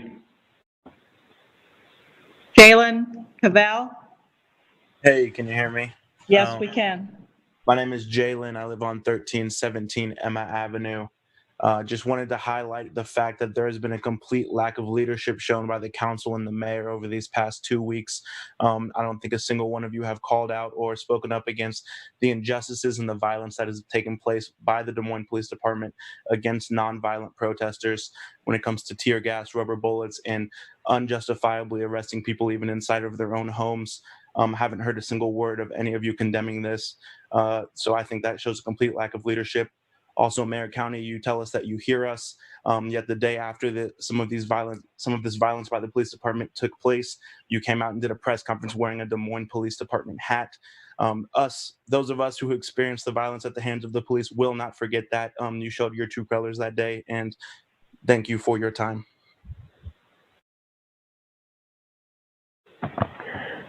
Before we open up for the next speaker, I'd like to apologize to everyone that is on here.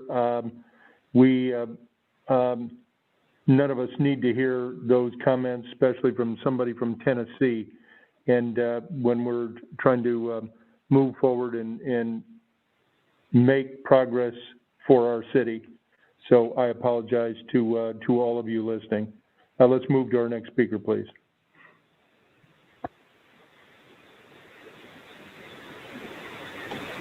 Luna Nelson Brown?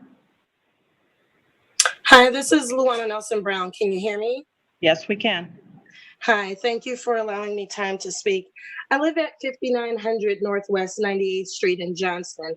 However, I'm the executive director of the Homicide Coalition for the state of Iowa, and we do extensive work with survivors of homicide in Des Moines. I'd just like to say, echoing everyone else's sentiments, that I do support the 6-point plan put forth by the Alliance for all of the reasons that you've heard, and for one other that I don't think has been mentioned yet. And that's something that I've noticed while being on this call today. And that's the fact that I don't see any captions, no sign language interpretation, no real-time translation. And the reason I bring that up is because, in essence, by not having that available, what the council has done has completely disenfranchised an entire section of the population. And if you're able to do that on a call this important with over 1,300 participants, then how in the world can the public trust anything that you put forward to be all inclusive?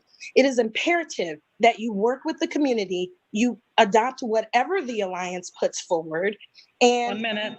And you absolutely have a citizen review board, because whatever happened, you've completely missed it today, completely missed it by disenfranchising a whole section of the population.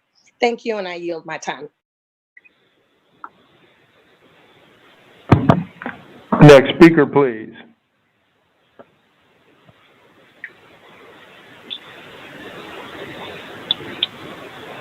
Chad? Unmute yourself, please. Yep. Hi, Chad Taylor, 510 Leach Avenue, Des Moines. I know I touched on it earlier with his comments, but I feel like it should be readdressed that the way that our current city is set up, the city manager's position has way too much power for a position that is appointed and not elected. And in particular, giving Scott Sanders this much power is like giving a toddler a Mercedes. It's shiny and he knows he wants it, but he has no idea what to really do with it. For any Something is happening to Chad. We lost you. All right, let's move on. Next speaker. Denise Garcia? Denise Garcia? Denise, unmute yourself, please.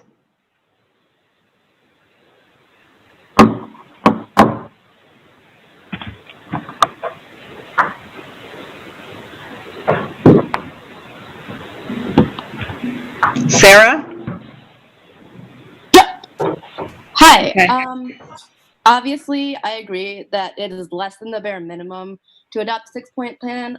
I just want to say that it's embarrassing and horrendous that none of you paused or commented immediately after the horrendous racist and homophobic slurs used by 2 people that were allowed to speak, nor did you comment on someone advocating for killing peaceful protesters. It truly shows how you do not care about people of color or LGBTQ members of your city. Seeing firsthand the police brutality at protests against protesters represents exactly who Des Moines, the City Council, and the Des Moines Police Department are. Next speaker, please. David Scott? Yeah, hello, I'm David Scott from 610 Watchers Avenue, Des Moines. And I've actually got a counter argument for the people who are pro-protest, and that is that this is a statistic. Despite making up only 13% of the population, niggers make up for 50%. That's enough. Again, I apologize. That's not what this meeting is about. Yes, I apologize. We don't know who they are until they start speaking. And it's not allowed. Hello? Robert Ackerman? Hello, I live on 1008 37th Street. And Sarah commented about the people who use racial slurs. And so I'd just like to say, nigger.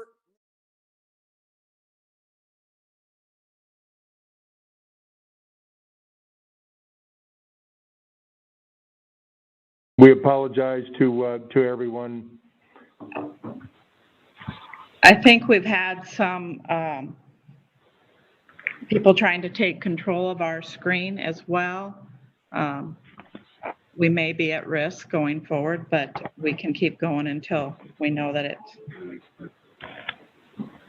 I think that at this point, Kay, There was one other speaker that somebody said that we had cut off, a woman, I didn't catch her name, but if you could find her, we could put her on.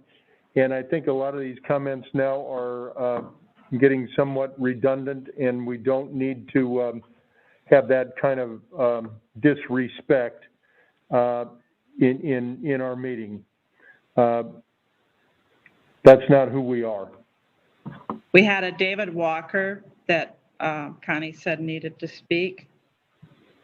I don't know if he's still on, but He is. Okay. I have 2 David Walkers, though.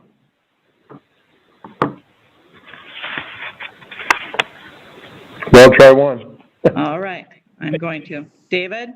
Yes, can you hear me? Yes, we can. I'm David Walker. I live at 1922 80th Street in Windsor Heights. I'm co-counsel of the Legal Redress Committee and on the executive committee of the NAACP. I think all of the comments that you're hearing demonstrate and emphasize the advisability of continuing the negotiations, which unfortunately the city manager did cut off by essentially posting the ordinance, not giving time for further comment and calling for a vote. I'm pleased that it was withdrawn. There is a need for transparency to the community, as this extensive council meeting demonstrates. I'd like to speak personally to the members of the council and to the mayor and ask them to look at the substantive proposal of the Alliance regarding the Community Policing Advisory Committee. There have been many, many comments about a 6-point policy put forward by one of the members of the Alliance, which is Iowa CCI. But the proposal that the Alliance put forward in our negotiating, the subject of considerable discussion on Friday afternoon with the city manager and the city attorney, was for an advisory committee that would provide a forum for ongoing dialogue of the sort this council meeting is so desperately needed on a regular basis. We ask that it include the police. Chief Wingert, with whom the NAACP has met 2 or 3 times in previous years, fruitfully providing input to our legislation that we submitted to the General Assembly. Everybody has to be there. We asked for 3 members of representing groups or drawn from groups historically committed to civil rights and the protection of the rights of victims. That was rejected out of hand, and we had no further opportunity to negotiate. The council needs to look at that proposal and as a mechanism for ongoing dialogue and see how that differs what may be their understanding of a citizen review board. Thank you.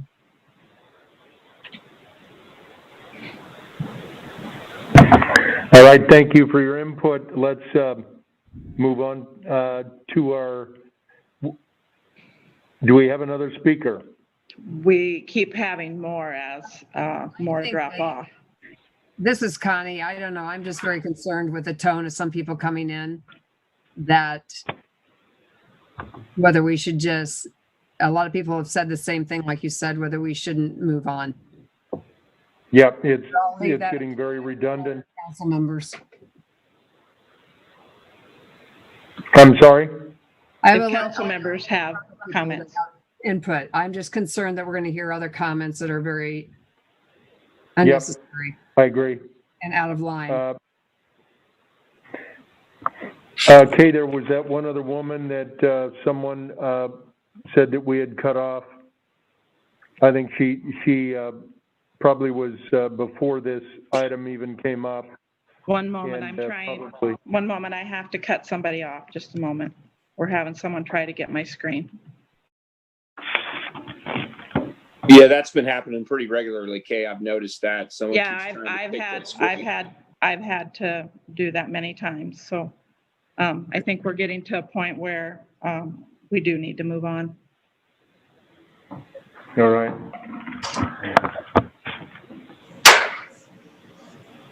Mr. Mayor, I would agree. I mean, we've heard over 2.5 hours of comments, I believe.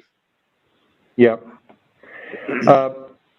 To Joe and everyone, and to all those that have taken the time to be part of this meeting, we thank you, especially those of you who had heartfelt, well thought out comments. Again, we apologize for those that are trying to disrupt the direction and the intent of this meeting.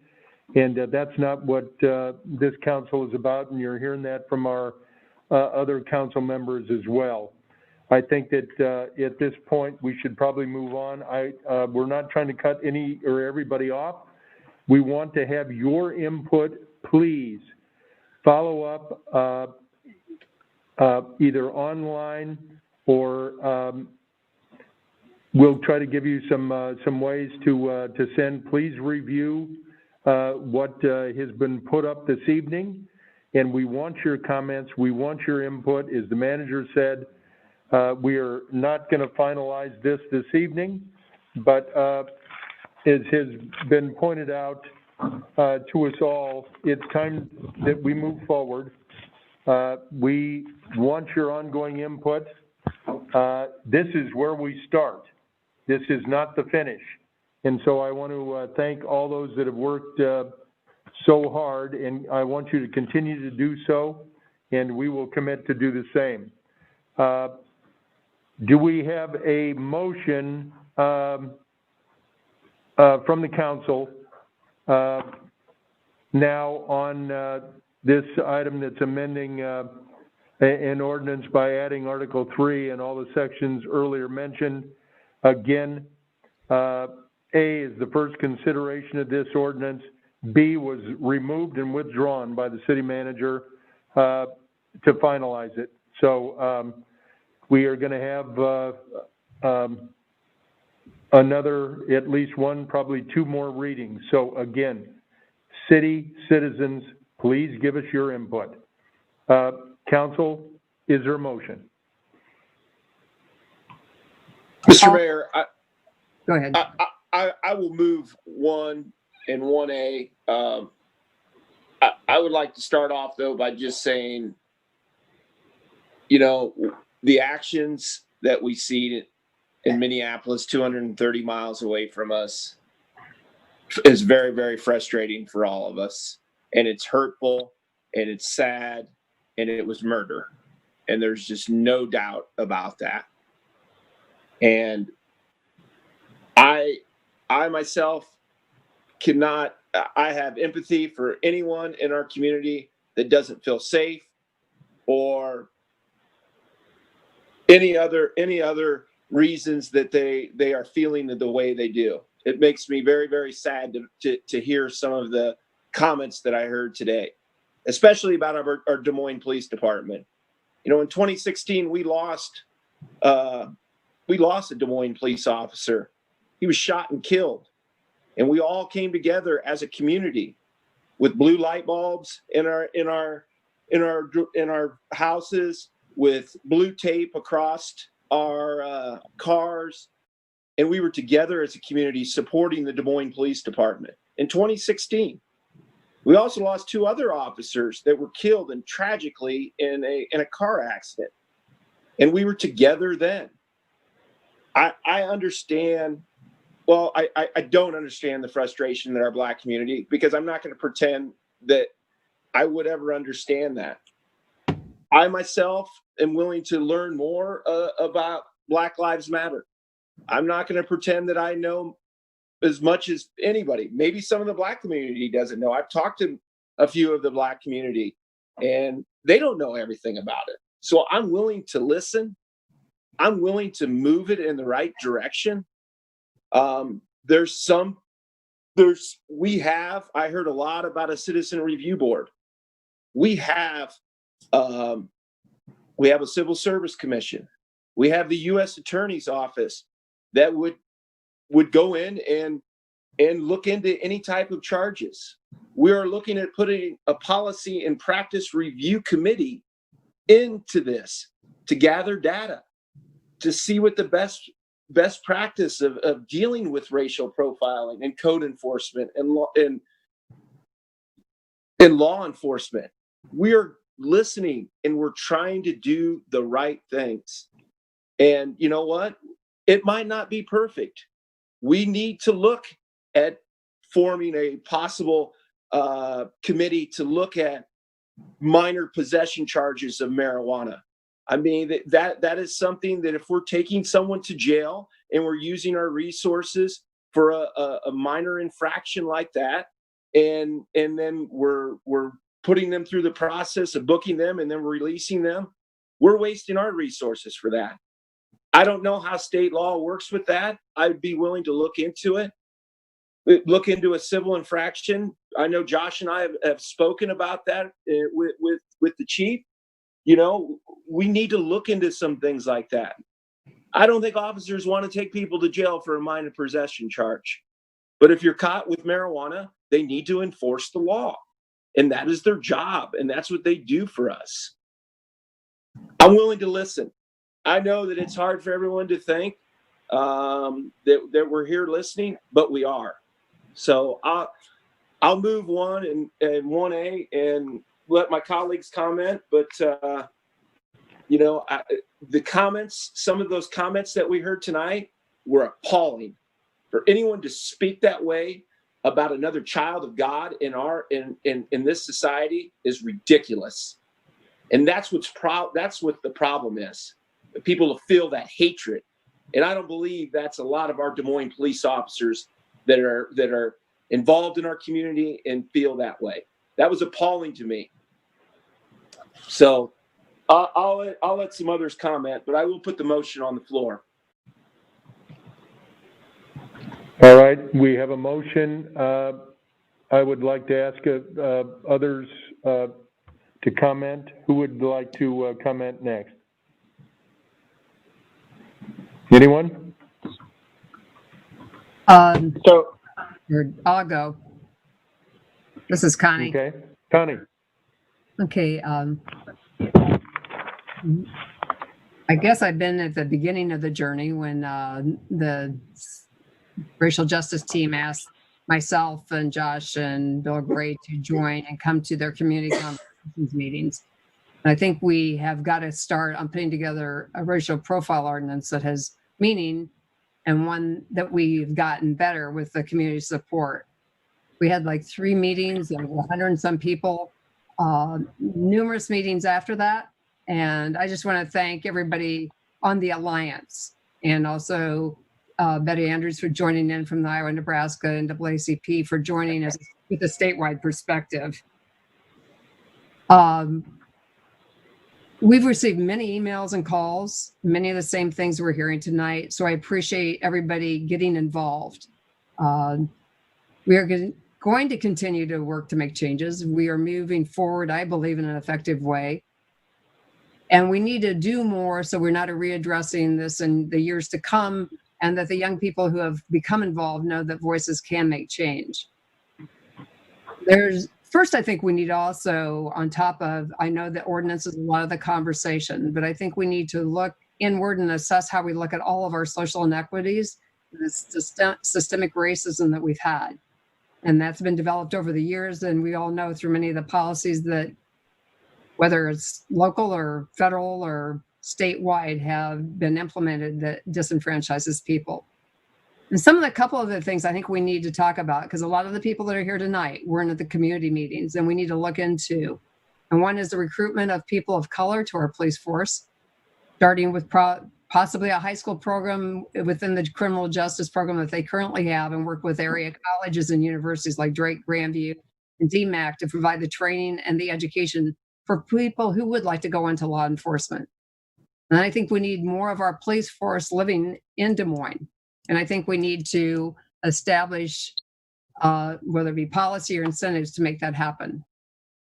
And then we also need to work with all of the elected officials that represent our citizens, the Polk County supervisors, the state representatives, and senators, to look at preventative measures that are more cost effective than all the dollars we end up spending when it's too late and much more costly. We need to get to the heart of the many issues that impact people of color. One being housing. We need to make sure we provide affordable, safe housing. Education, which I have a passion for from my 14 years on school board. is to advocate for the proper funding for our schools and have it weighted funding to support students that live in poverty. Something simple as what we have going on right now. We need to work toward providing internet infrastructure so that the kids in our city have a better chance of being successful with the virtual learning that may be required even into the coming school year amid this pandemic. Mental health funding. We all talk about how we need more. We need to be able to provide programs that give the responsibility in responding to and dealing with mental health crisis issues to the mental health professionals and not the police. We need to do more for income instability, provide wages so the people who are working 40 hours a week are not still living in poverty. There's so much more that we need to do too to make sure that Des Moines and the metro area tackle all the issues that face us. And I am committed, just as I've been committed with the Alliance, to work through issues and to try to truly make change. This is a step. I realize many are not happy with all of the items, but from where we were March 9th, we have added many items to it. And working together, I think we can continue to make it even stronger.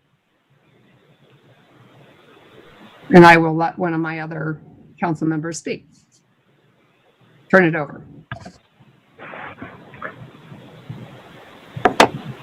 Mayor had to step out for just a quick second here. Joe, do you want to ask for another? Well, That's this Josh. is Josh. I'd like to make a few comments. First, I want to start by thanking the folks who came to speak to us tonight about the change that we need, and who are here pushing us to make our community work better. I want to thank the folks who've been out in our streets for 11 days in a row, raising their voice for change, a change that has been too slow to come. And I expect that we'll see you out in the streets more, and we'll see you raising your voice more. And we appreciate that. And I want to thank you for doing that. I want to thank the folks in the community who have emailed and called and offered their support to let us know that while you may not be here tonight or out protesting on the streets, that you think we need to listen to those voices and that change is overdue. I want to thank the folks with the Alliance who've worked so hard and who've worked so long on the ordinance, the racial profiling ordinance that we're talking about tonight. Your voice in this has been important as well. One of the most important jobs of a council member is to listen to the public that we serve. And I recognize we have more listening, more learning to do on this. But if we continue to do that as we go forward, we can make our community work better for everyone.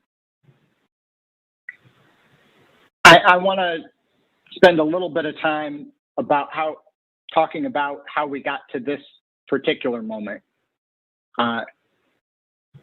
It's no secret that our country has a long and troubled racial history. It's one that we struggle to confront, and one with wounds that are deep, fresh, and still festering. It's one that has been on display tonight with some folks who think it's funny to make racist and abhorrent comments, while many in our community are working hard to change, to make real change that we so desperately need. I know many people are uncomfortable talking about our racial inequalities and the impacts of racism. Some people deliberately use race to try and divide us, and there are no quick fixes at the ready. So what happens oftentimes is that discussions get pushed to the side, and they further frustrate those who experience real racial injustice. We don't solve the problems that our community desperately needs us to solve. And then the video of George Floyd gasping his final words while struggling to breathe, pinned down with a knee to the neck from a Minneapolis police officer. It's horrific and gut-wrenching.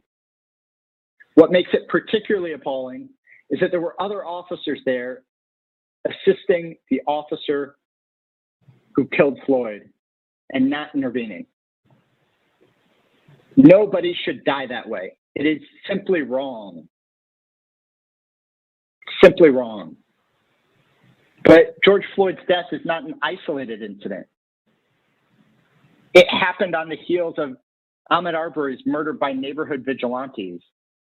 It happened mere weeks after Breonna Taylor was shot 8 times by police in her own home.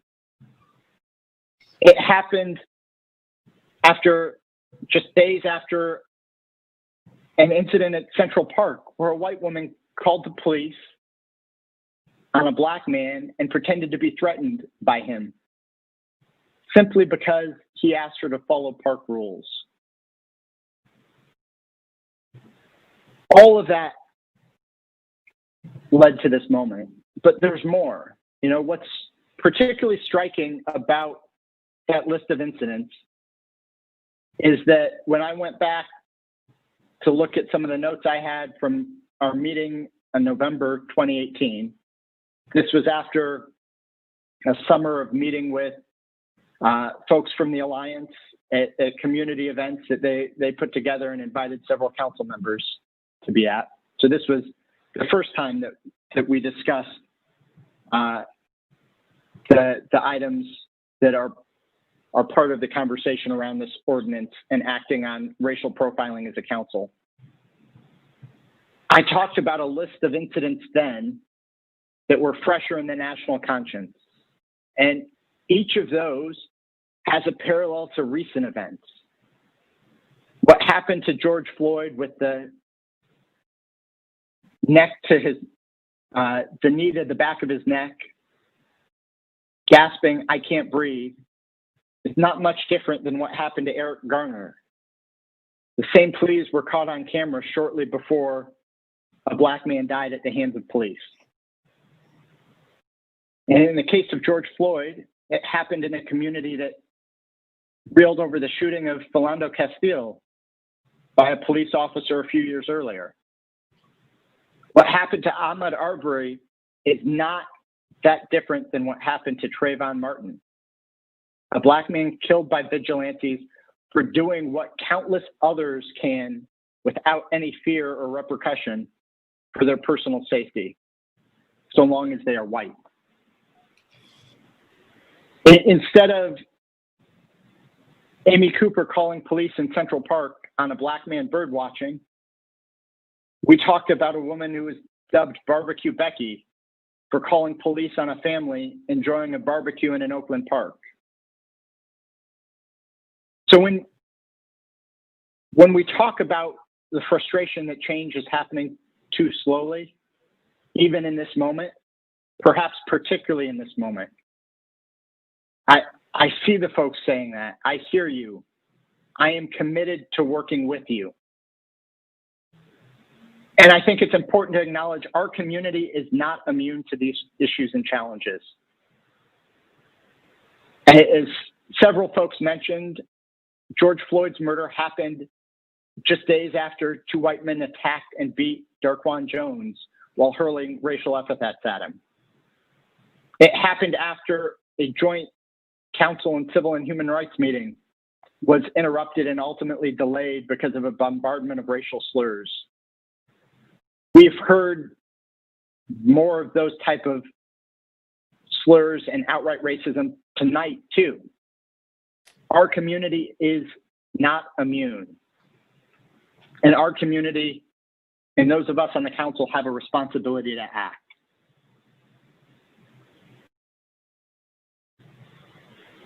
And as a society, we all need to be grappling with racism. Nobody in our society should be immune from reflecting on our own biases, our own prejudices, and how racism impacts us. That includes everyone on council, It includes the city manager, the city attorney, and all of our city employees. Yeah, I wish that I could sit here and tell you that I was colorblind and that I'm free from prejudice and bias. That's certainly an ideal to strive for, but we all know that to claim that we meet that ideal is dishonest and a disservice to everyone listening and to the conversation that we still need to have. The reality is uncomfortable for us to acknowledge that that we all carry prejudice and bias with us every day. We get to choose if we acknowledge our prejudice and work to limit its consequences, or if we ignore it and let it seep into our actions in subtle and sometimes not so subtle ways. Or worse yet, if we let it drive our actions for the worse, the outward racism that we see sometimes.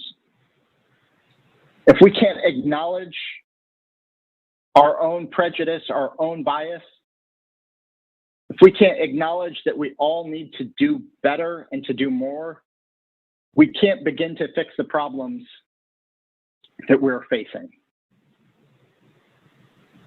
I know that as a member of this council, it's my responsibility to help solve these problems.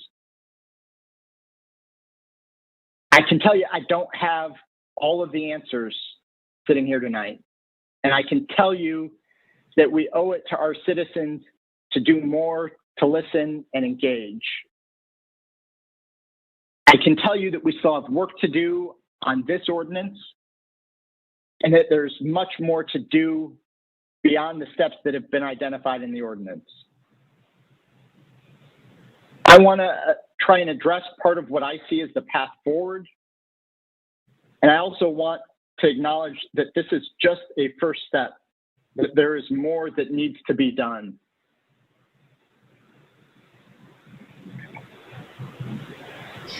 We need to continue to talk with the community about the ordinance language that is in front of us tonight. I want to be clear that to the folks in the Alliance who have worked on the ordinance and the language, I remain committed to working with you on the ordinance to continue to improve it. I want to continue talking after you've had time to review the language that was shared today. And I also want to respond directly to what Betty and I think David Walker and maybe some others pointed out, which was the importance of the Community Policy Review Committee and the language specifically around that. I know some of that language had been shared with me over the weekend, and that language that I saw, I am willing to move forward with that Community Policy Review Committee. And I hope that is part of, or rather expect that to be part of what comes back before the council in the future. I want to talk about the steps we're taking to implement de-escalation and implicit bias training. And that is something that we previously directed the city manager to do. And that's an important part of moving forward. I think as part of the manager's implementation of de-escalation, particularly the de-escalation training, because that's part of the annual in-service training, the council and the community need to understand what percentage of annual in-service training is devoted to de-escalation training, and how does that compare with the time spent on other pieces in in-service training and national best practice relative to de-escalation training.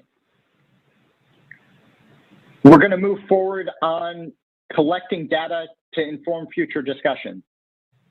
And that's the RFP that the council directed the manager to issue to begin data collection practices that are in line with national best practices.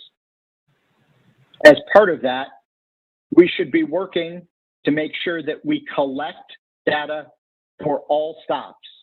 That should be a part of the goal of developing that RFP and translating that into implementation.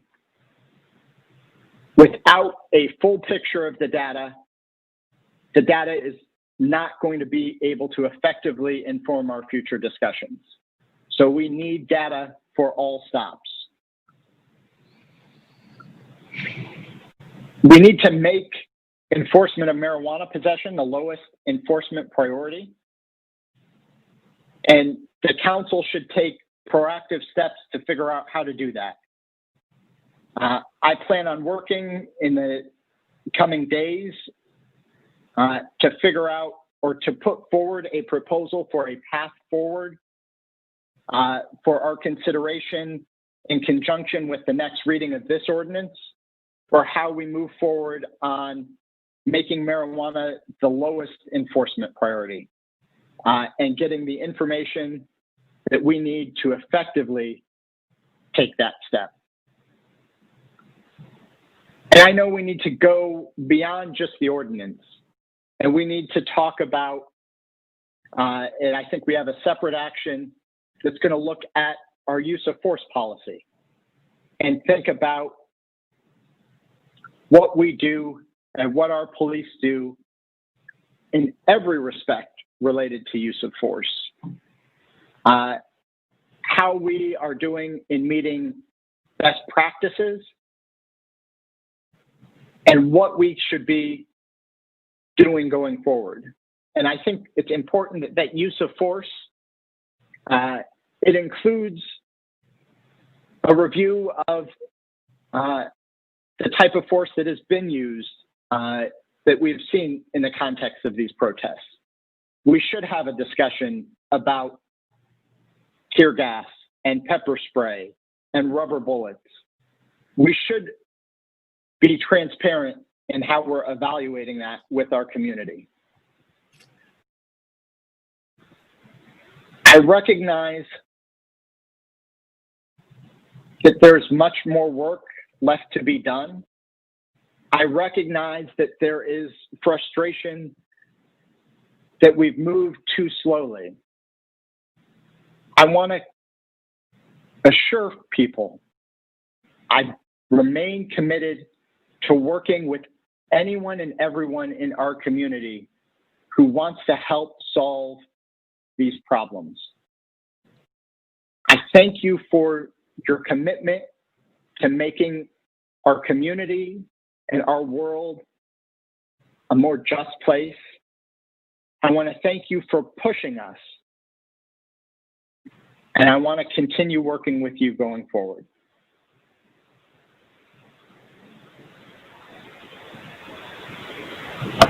All right, and does anybody else have anything? Linda does. Linda, floor is yours. I do. Okay, I will be quick, I promise. I just want to thank everybody that has joined in this discussion, everybody who's taken part in the conversations over the last 2 weeks. I have been to nearly every rally that has been held. And I know that my fellow council members have been there also because I've seen them. I've visited with them there. So we are there because we do care. We are listening to you and we hear you. I want to just make a couple of comments that were made earlier about Scott Sanders and being the person that Betty has been working with and not the council. If we need to have council work sessions, then fine, let's get those scheduled. But because of the way the law is, we can't have more than 3 council members together at a time without it being a public meeting, and it has to be given notice. But I assure you that I know last week Scott was on the phone. I talked to him several times at 10 o'clock at night. He worked late into the Friday night. He worked over the weekend, as did our legal department. So everybody has been working on this. And Mr. Sanders has kept, I feel like I've been kept informed from him as he would call and say, here's what's happening. I've talked to the mayor several times. So we are all committed, and we do want to get this right, and we will get it right. I've been heavily involved with the neighborhoods, as I have been for the last 20 plus years, living where I do. I like community policing. I've been part of the community ambassador program long before I was a city council person. It's a way for me to get to know those who live in my community, and for those who live in the community to get to know me. And we may be different, our skin color may be different, but we have lots of similarities. We are Human and Civil Rights Department. I think they do a fantastic job. Joshua Barr has done the bridging the gap that involved community conversations. Council, where I was at all of those conversations.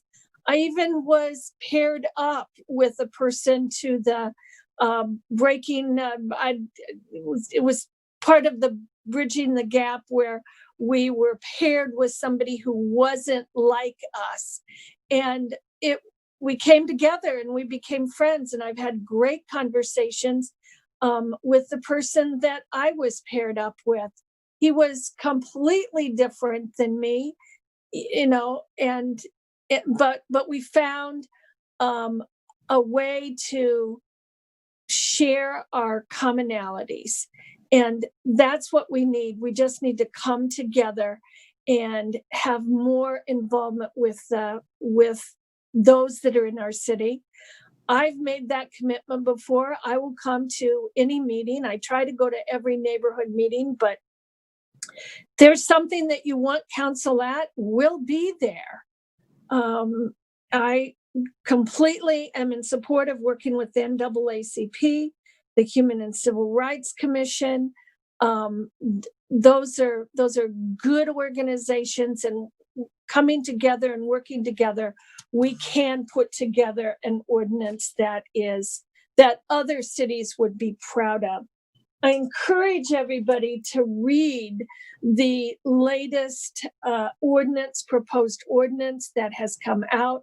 There are changes in there, and those changes came about because of the conversations with Mr. Sanders and the different groups over the last few days. But I just ask that you read them.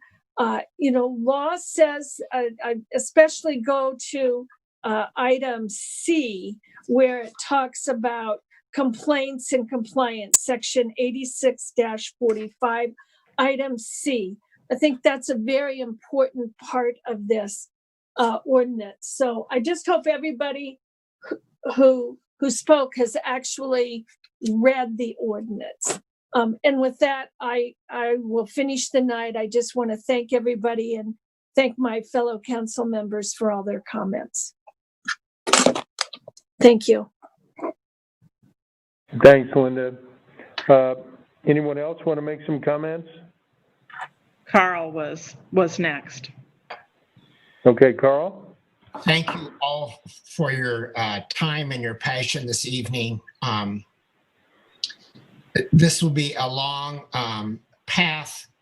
We got to get the first steps right. I am committed to social justice, racial justice, and economic justice for the entire community. I look forward to working with members of the Civil and Human Rights Commission. We have a meeting believe it's Thursday, a joint meeting. I think that will be productive. I truly do look forward to working with the alliance, in particular with some of my long-term friends, including Harvey Harrison and Pastor Gaddy. I'm committed to working with Josh and others, that if we can find a task force to look at what within Iowa law we can do to decriminalize use of marijuana. And I truly believe that we can do better, and we will do better. And I thank you for your time. Bill Gray was next. Yeah, thanks, Carl. Bill? Thank you, Mayor. I want to apologize first. MediaCom over here in my section took a hit about 7:10, so I lost about a half hour of the conversation, but I've been listening to my fellow council members talk, and I couldn't agree more with everything that everybody's been saying. I, on my side, have been very frustrated that this has been a 2-year process. I see that we have issues that are really deep set in a lot of our residents, and that's not what we're here for. We're here to make people's lives better. This is a city that has been welcoming, has been willing to take refugees from wherever, and we need to make our focus on bringing that continuity all together. So when we took a look at what we have to do in terms of this ordinance, 2 years is too long to wait. I think what we need to do is get the process moving. I am absolutely all in favor of working with the Alliance. I think there's so much more we can build bridges with them. I obviously, with our Human and Civil Rights Commission on Thursday, a lot of good discussion will take place. One thing that I feel that we all need to understand is we have a document that we have on the table now that I hope we will be looking at year after year after year, trying to find out if we missed something, trying to make sure we can fine tune this a little bit better. Are we leaving somebody out? There's a lot of questions that's going to happen over time, and who knows, in the next 10 to 20 years, the whole face of our city might change, and a lot of other issues might come up. But I want to get this thing going. I know we can get this thing right. I know we can get to the point where we're going to make this work for the city of Des Moines, work for our residents, and work for our people of color. That's what we're here for. That's why I think we want to do the best that we can, and I'm committed. I know my fellow council members are committed, and we will move forward and make this place better. Thank you, Mayor. Mr. Mayor, can I just add one thing before your comment? I'm going to ask for a vote here pretty quick. Go ahead.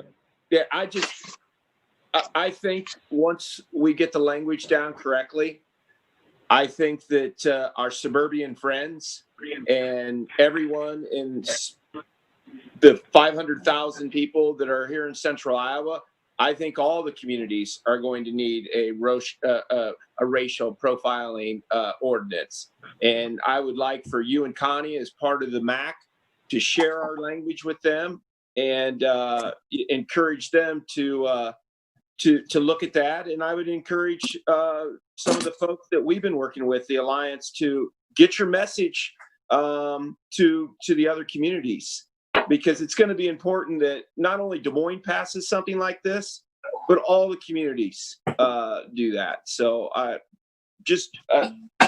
we all need to work together to make it better for all of central Iowa. Great point, Joe.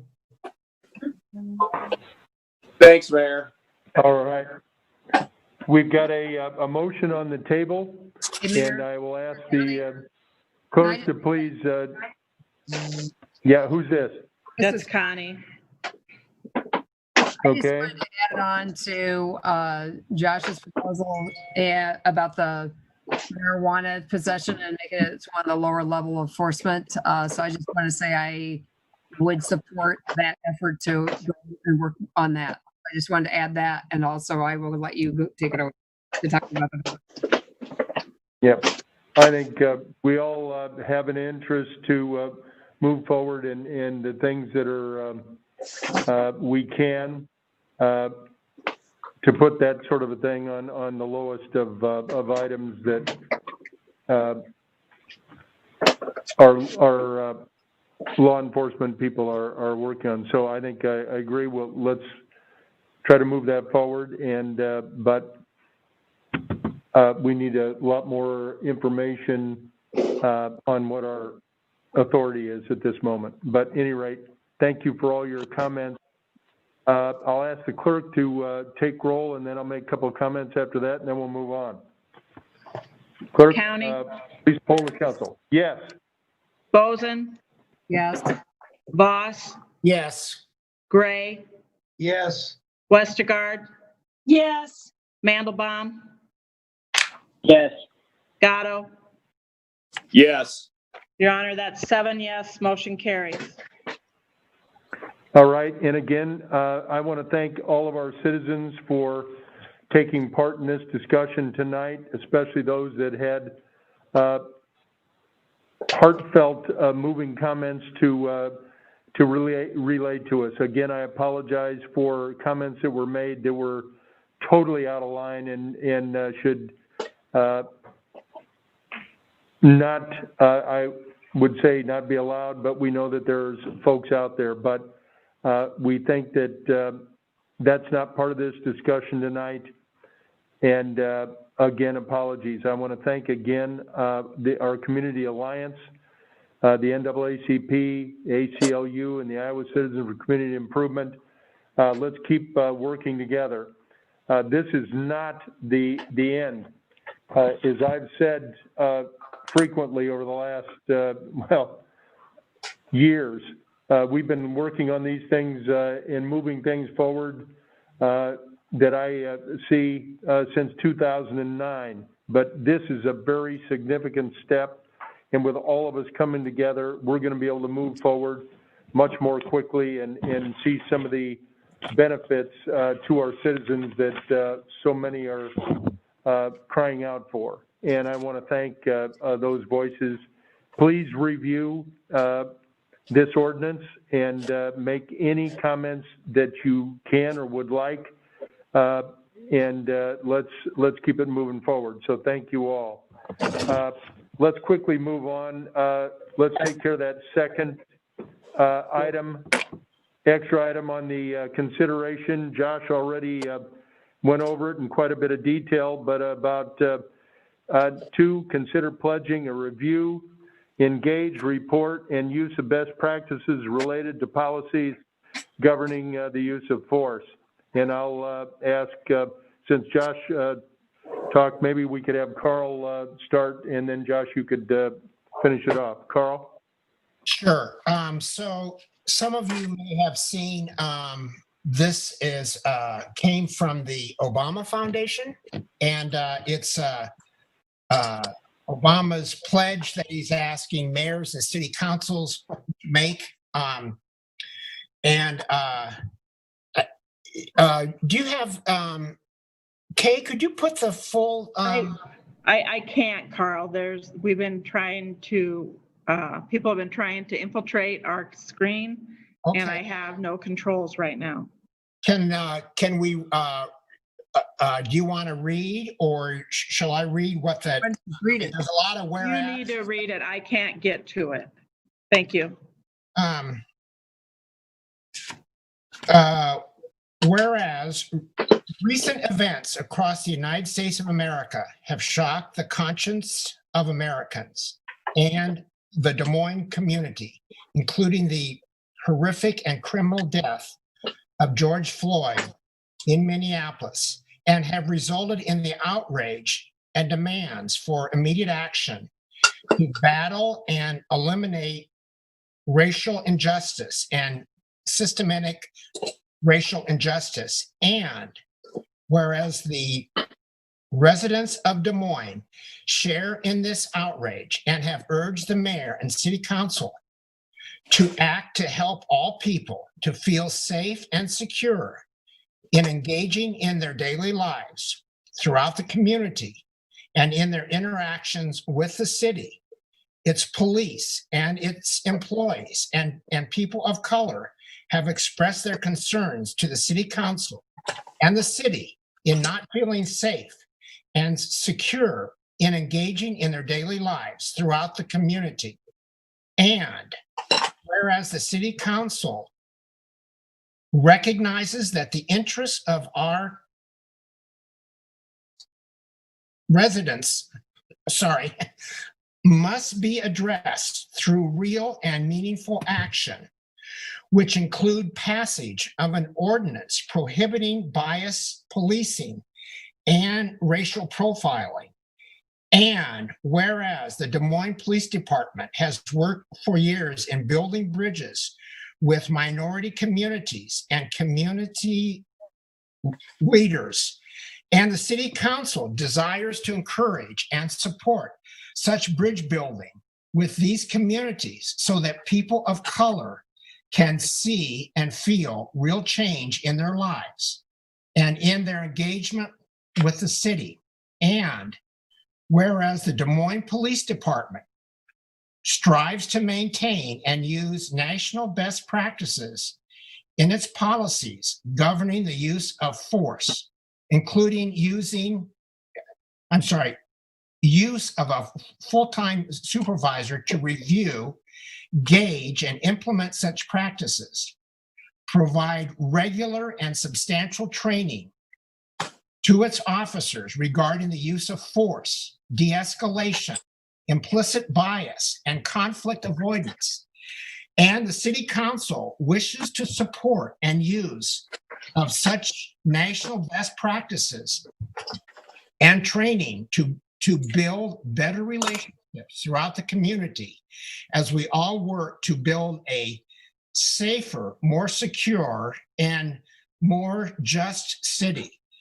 Now, therefore, be it resolved by the City Council of the City of Des Moines, Iowa, that the City Council pledges that the city will review its use of force policies, that the city will engage the community by including a diverse range of input, experiences, and stories from the community in its review, that the city will then report the findings of its review and engagement discussions to the community and seek more feedback, and that the city will ensure that its use of force policies meet or exceed national best practices for such policies.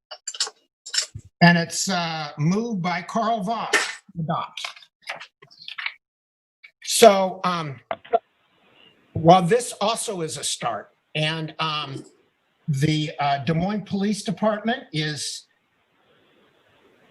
interested and has pledged to do something, we'll just call it a council workshop, what their use of force is by their guidelines and what they train their cadets on.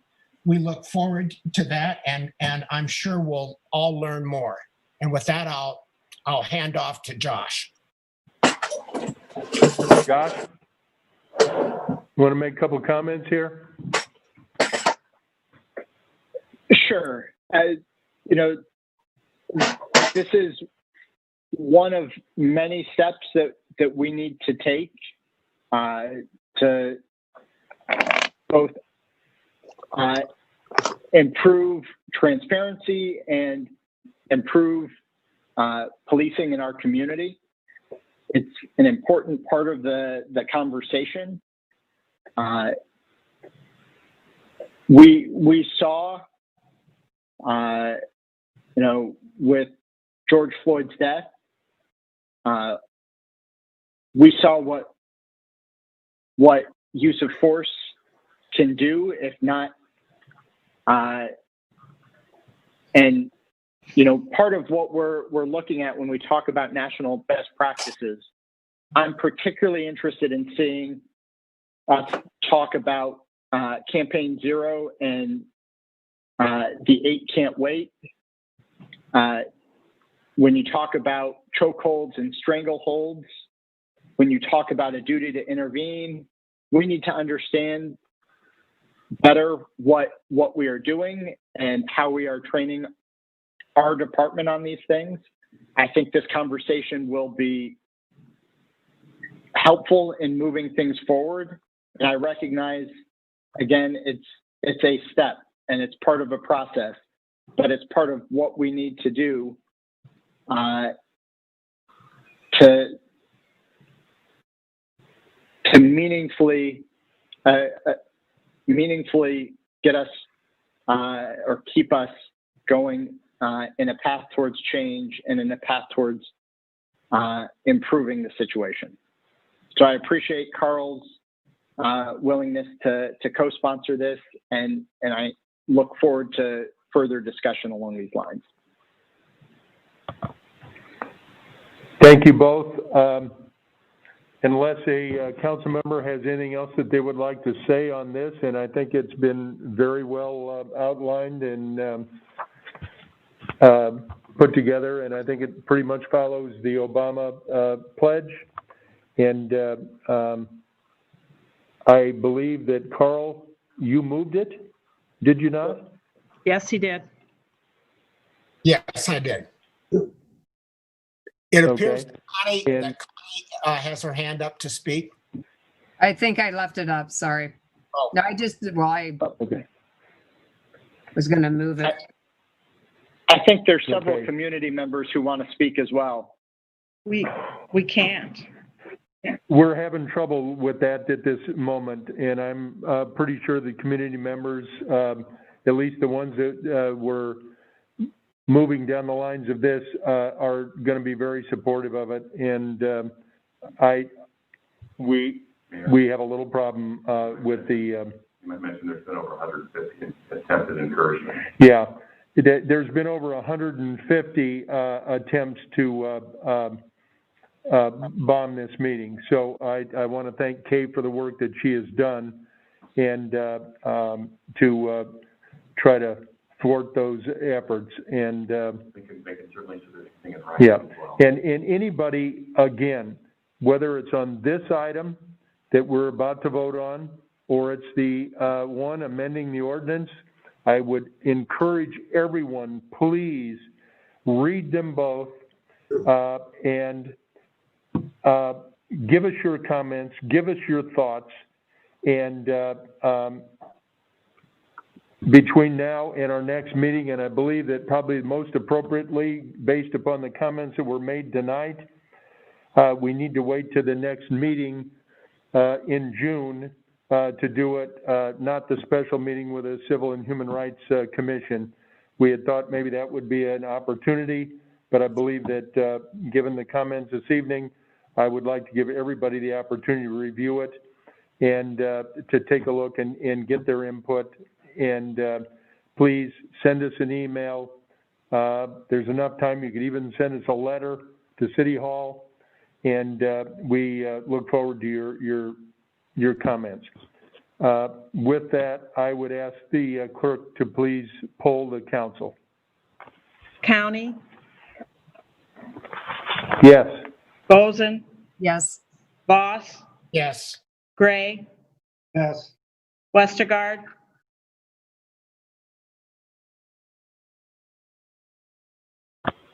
Linda, you need to unmute yourself. Yes. Westergaard? Yes. Okay, thank you. Mandelbaum? Yes. Gatto? Yes. Your Honor, that's 7 yes, motion carries.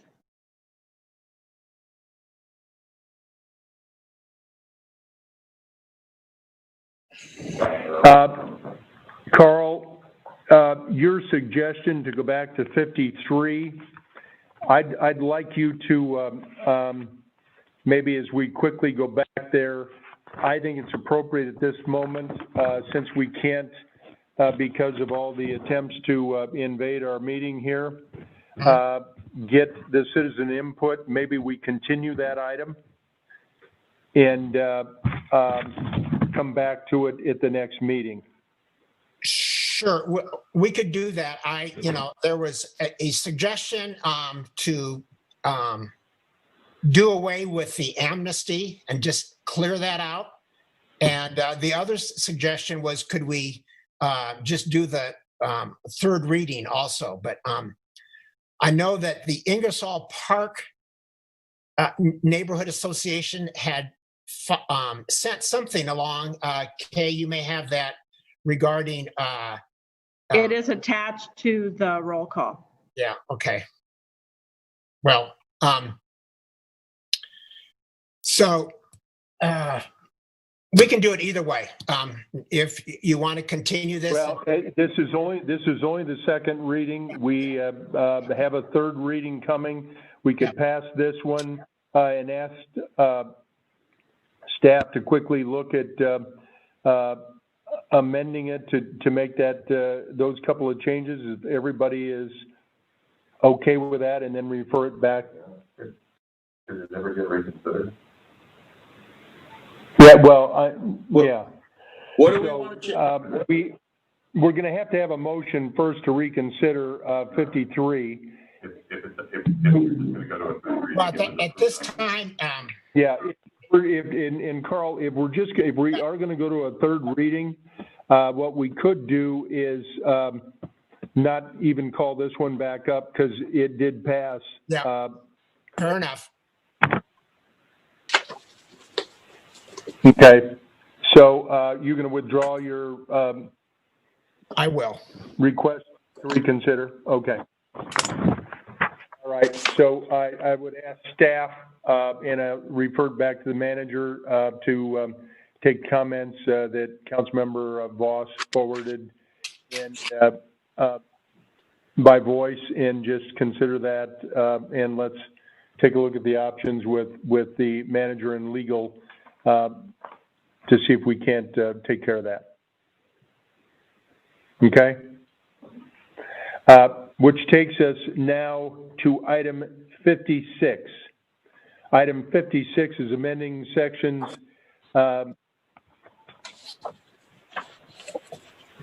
50-26, 50-32.05, 50-34, 50-35 to floodplain development regulations. And this one is to continue it to June 22nd council meeting. And it was already continued from the May 18th, 2020 council meeting. So this item is to amend it, but continue to June 22nd. If there's no discussion, I'd ask for a motion. I'll move it. All right. The item's been moved. I'll ask the clerk to poll the council, please. County, Yes.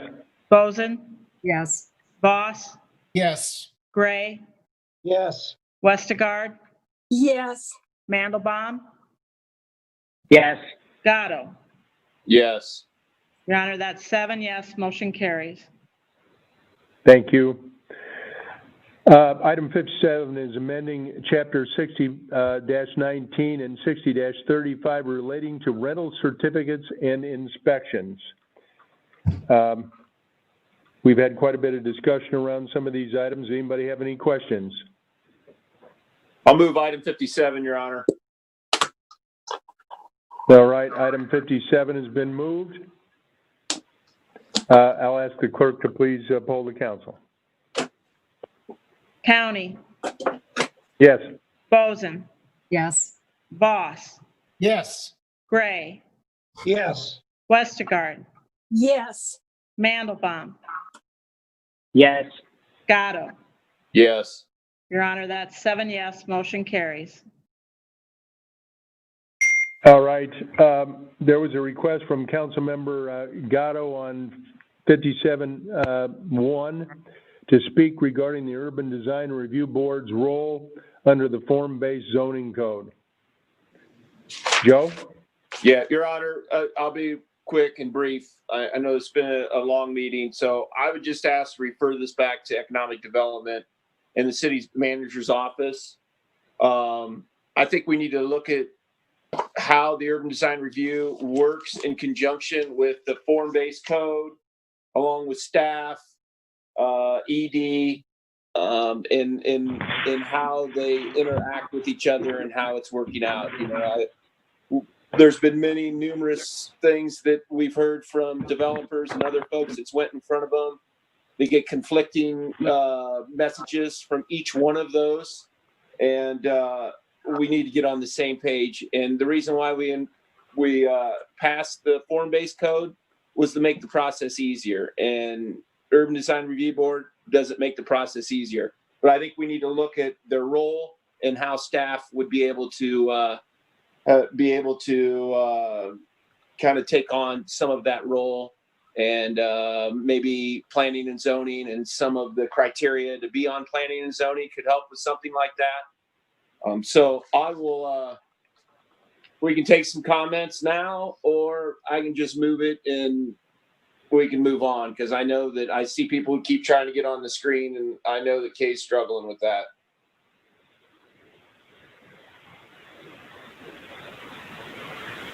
That's all I got.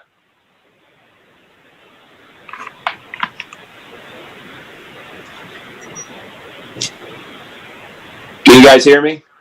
Yes, we can. I'm just waiting for the mayor. Sorry. Did you want to Yeah, I'm sorry. Yeah, no, I'm gonna move 57I, Mayor, and with my motion, what I said about referring it back. If we want to comment on it now, we can, but I think we need to move in the direction of eliminating this board. Well, I think what we ought to do is get some input back, and maybe again we could have a further discussion at a workshop. But Yes, I think sir. it's a good point to bring forward. Yes, sir. So with that, Joe moved it, and this is a motion to receive and file comment, I think. Would you poll the council, please? I'd like for it to come back with a recommendation at a workshop and be able to work with, so we can, if you want to receive and file, but I do want the manager's office and economic development to have some discussion with us of how that works. Okay, that'll be good. You have a timetable in mind, Joe? Yeah, I would say within the next 30 days. Terrific. And this is Westergaard. Aren't we going to be having workshops where we're discussing all of the boards and commissions? Weren't we going to take like a couple of boards and commissions at a workshop at a time? Yeah, we've got more. You're right, Linda. Okay. Maybe we could put that one at the top of the list. Okay. All right. I'll ask the clerk to please poll the council. County, Yes. Boson, Yes. Boss, Yes. Gray, Yes. Westergaard, Yes. Mandelbaum, Yes. Gatto. Yes. Your Honor, that's 7 yes, motion carries. All right. This morning at our workshop, we talked a little bit about the outside seating for food service establishments.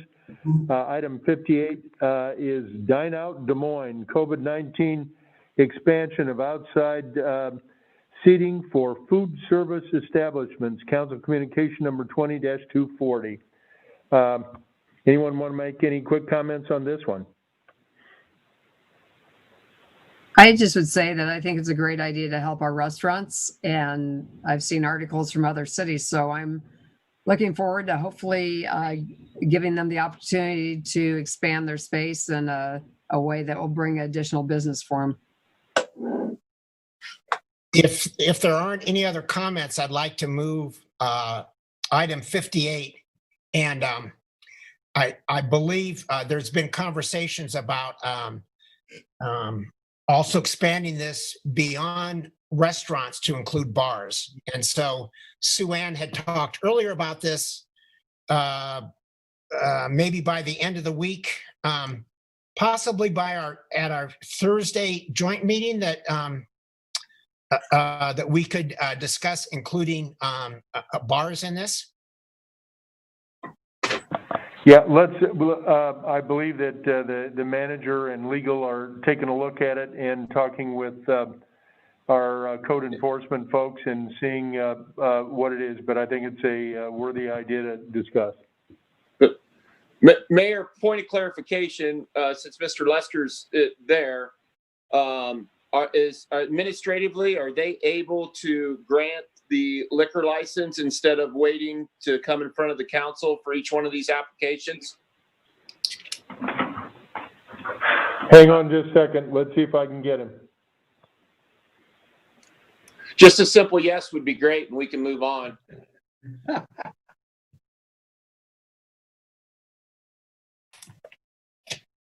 Otherwise, we're really not doing anything for these folks. I mean, we're going to have to wait and have a special council meeting. The answer to your question, council member, is that the state statute provides that it is the city council that approves liquor licenses, and it's a mandatory duty of the council. It's a shall instruction from the state. What we're trying to create, and I think we're going to be able to create, is the council still approving the liquor licenses, but doing those subject to different circumstances that would still have to be determined. And that, I think, is a possibility. Probably will get you pretty close to where you want to be, but just delegating that duty to staff administratively, that's not possible, but we think we've got a creative solution for you. Excellent. Thank you. All right, with that, let's, do we have a motion? Yeah, I moved it. I think that's what I thought. Clerk, take a poll of the council, please. County, Yes. Boson, Yes. Voss, Yes. Gray, Yes. Westergaard, Yes. Mandelbaum, Yes. Gatto. Yes. Your Honor, that's 7 yes, motion carries. All right, that actually completes our agenda for this evening. Again, I want to thank all of our dozens and dozens of speakers this evening for their thoughts. I want to again apologize. None of us needed inappropriate thought in the middle of conscious, heartfelt, trying to move forward justice and ways to implement it and find solutions. We didn't set out, and none of us wanted to be in a position where anybody was insulted or antagonized. That is not part of who we are. Tonight's discussion is the beginning of moving forward. This is not the end. So we look forward to everybody's input on the discussions from this evening and the ordinance that is in front of us. And I want to thank our council members for their work on the Obama initiatives. And I think these are all important moves to move the city of Des Moines forward. Thank you all for attending. This meeting is adjourned.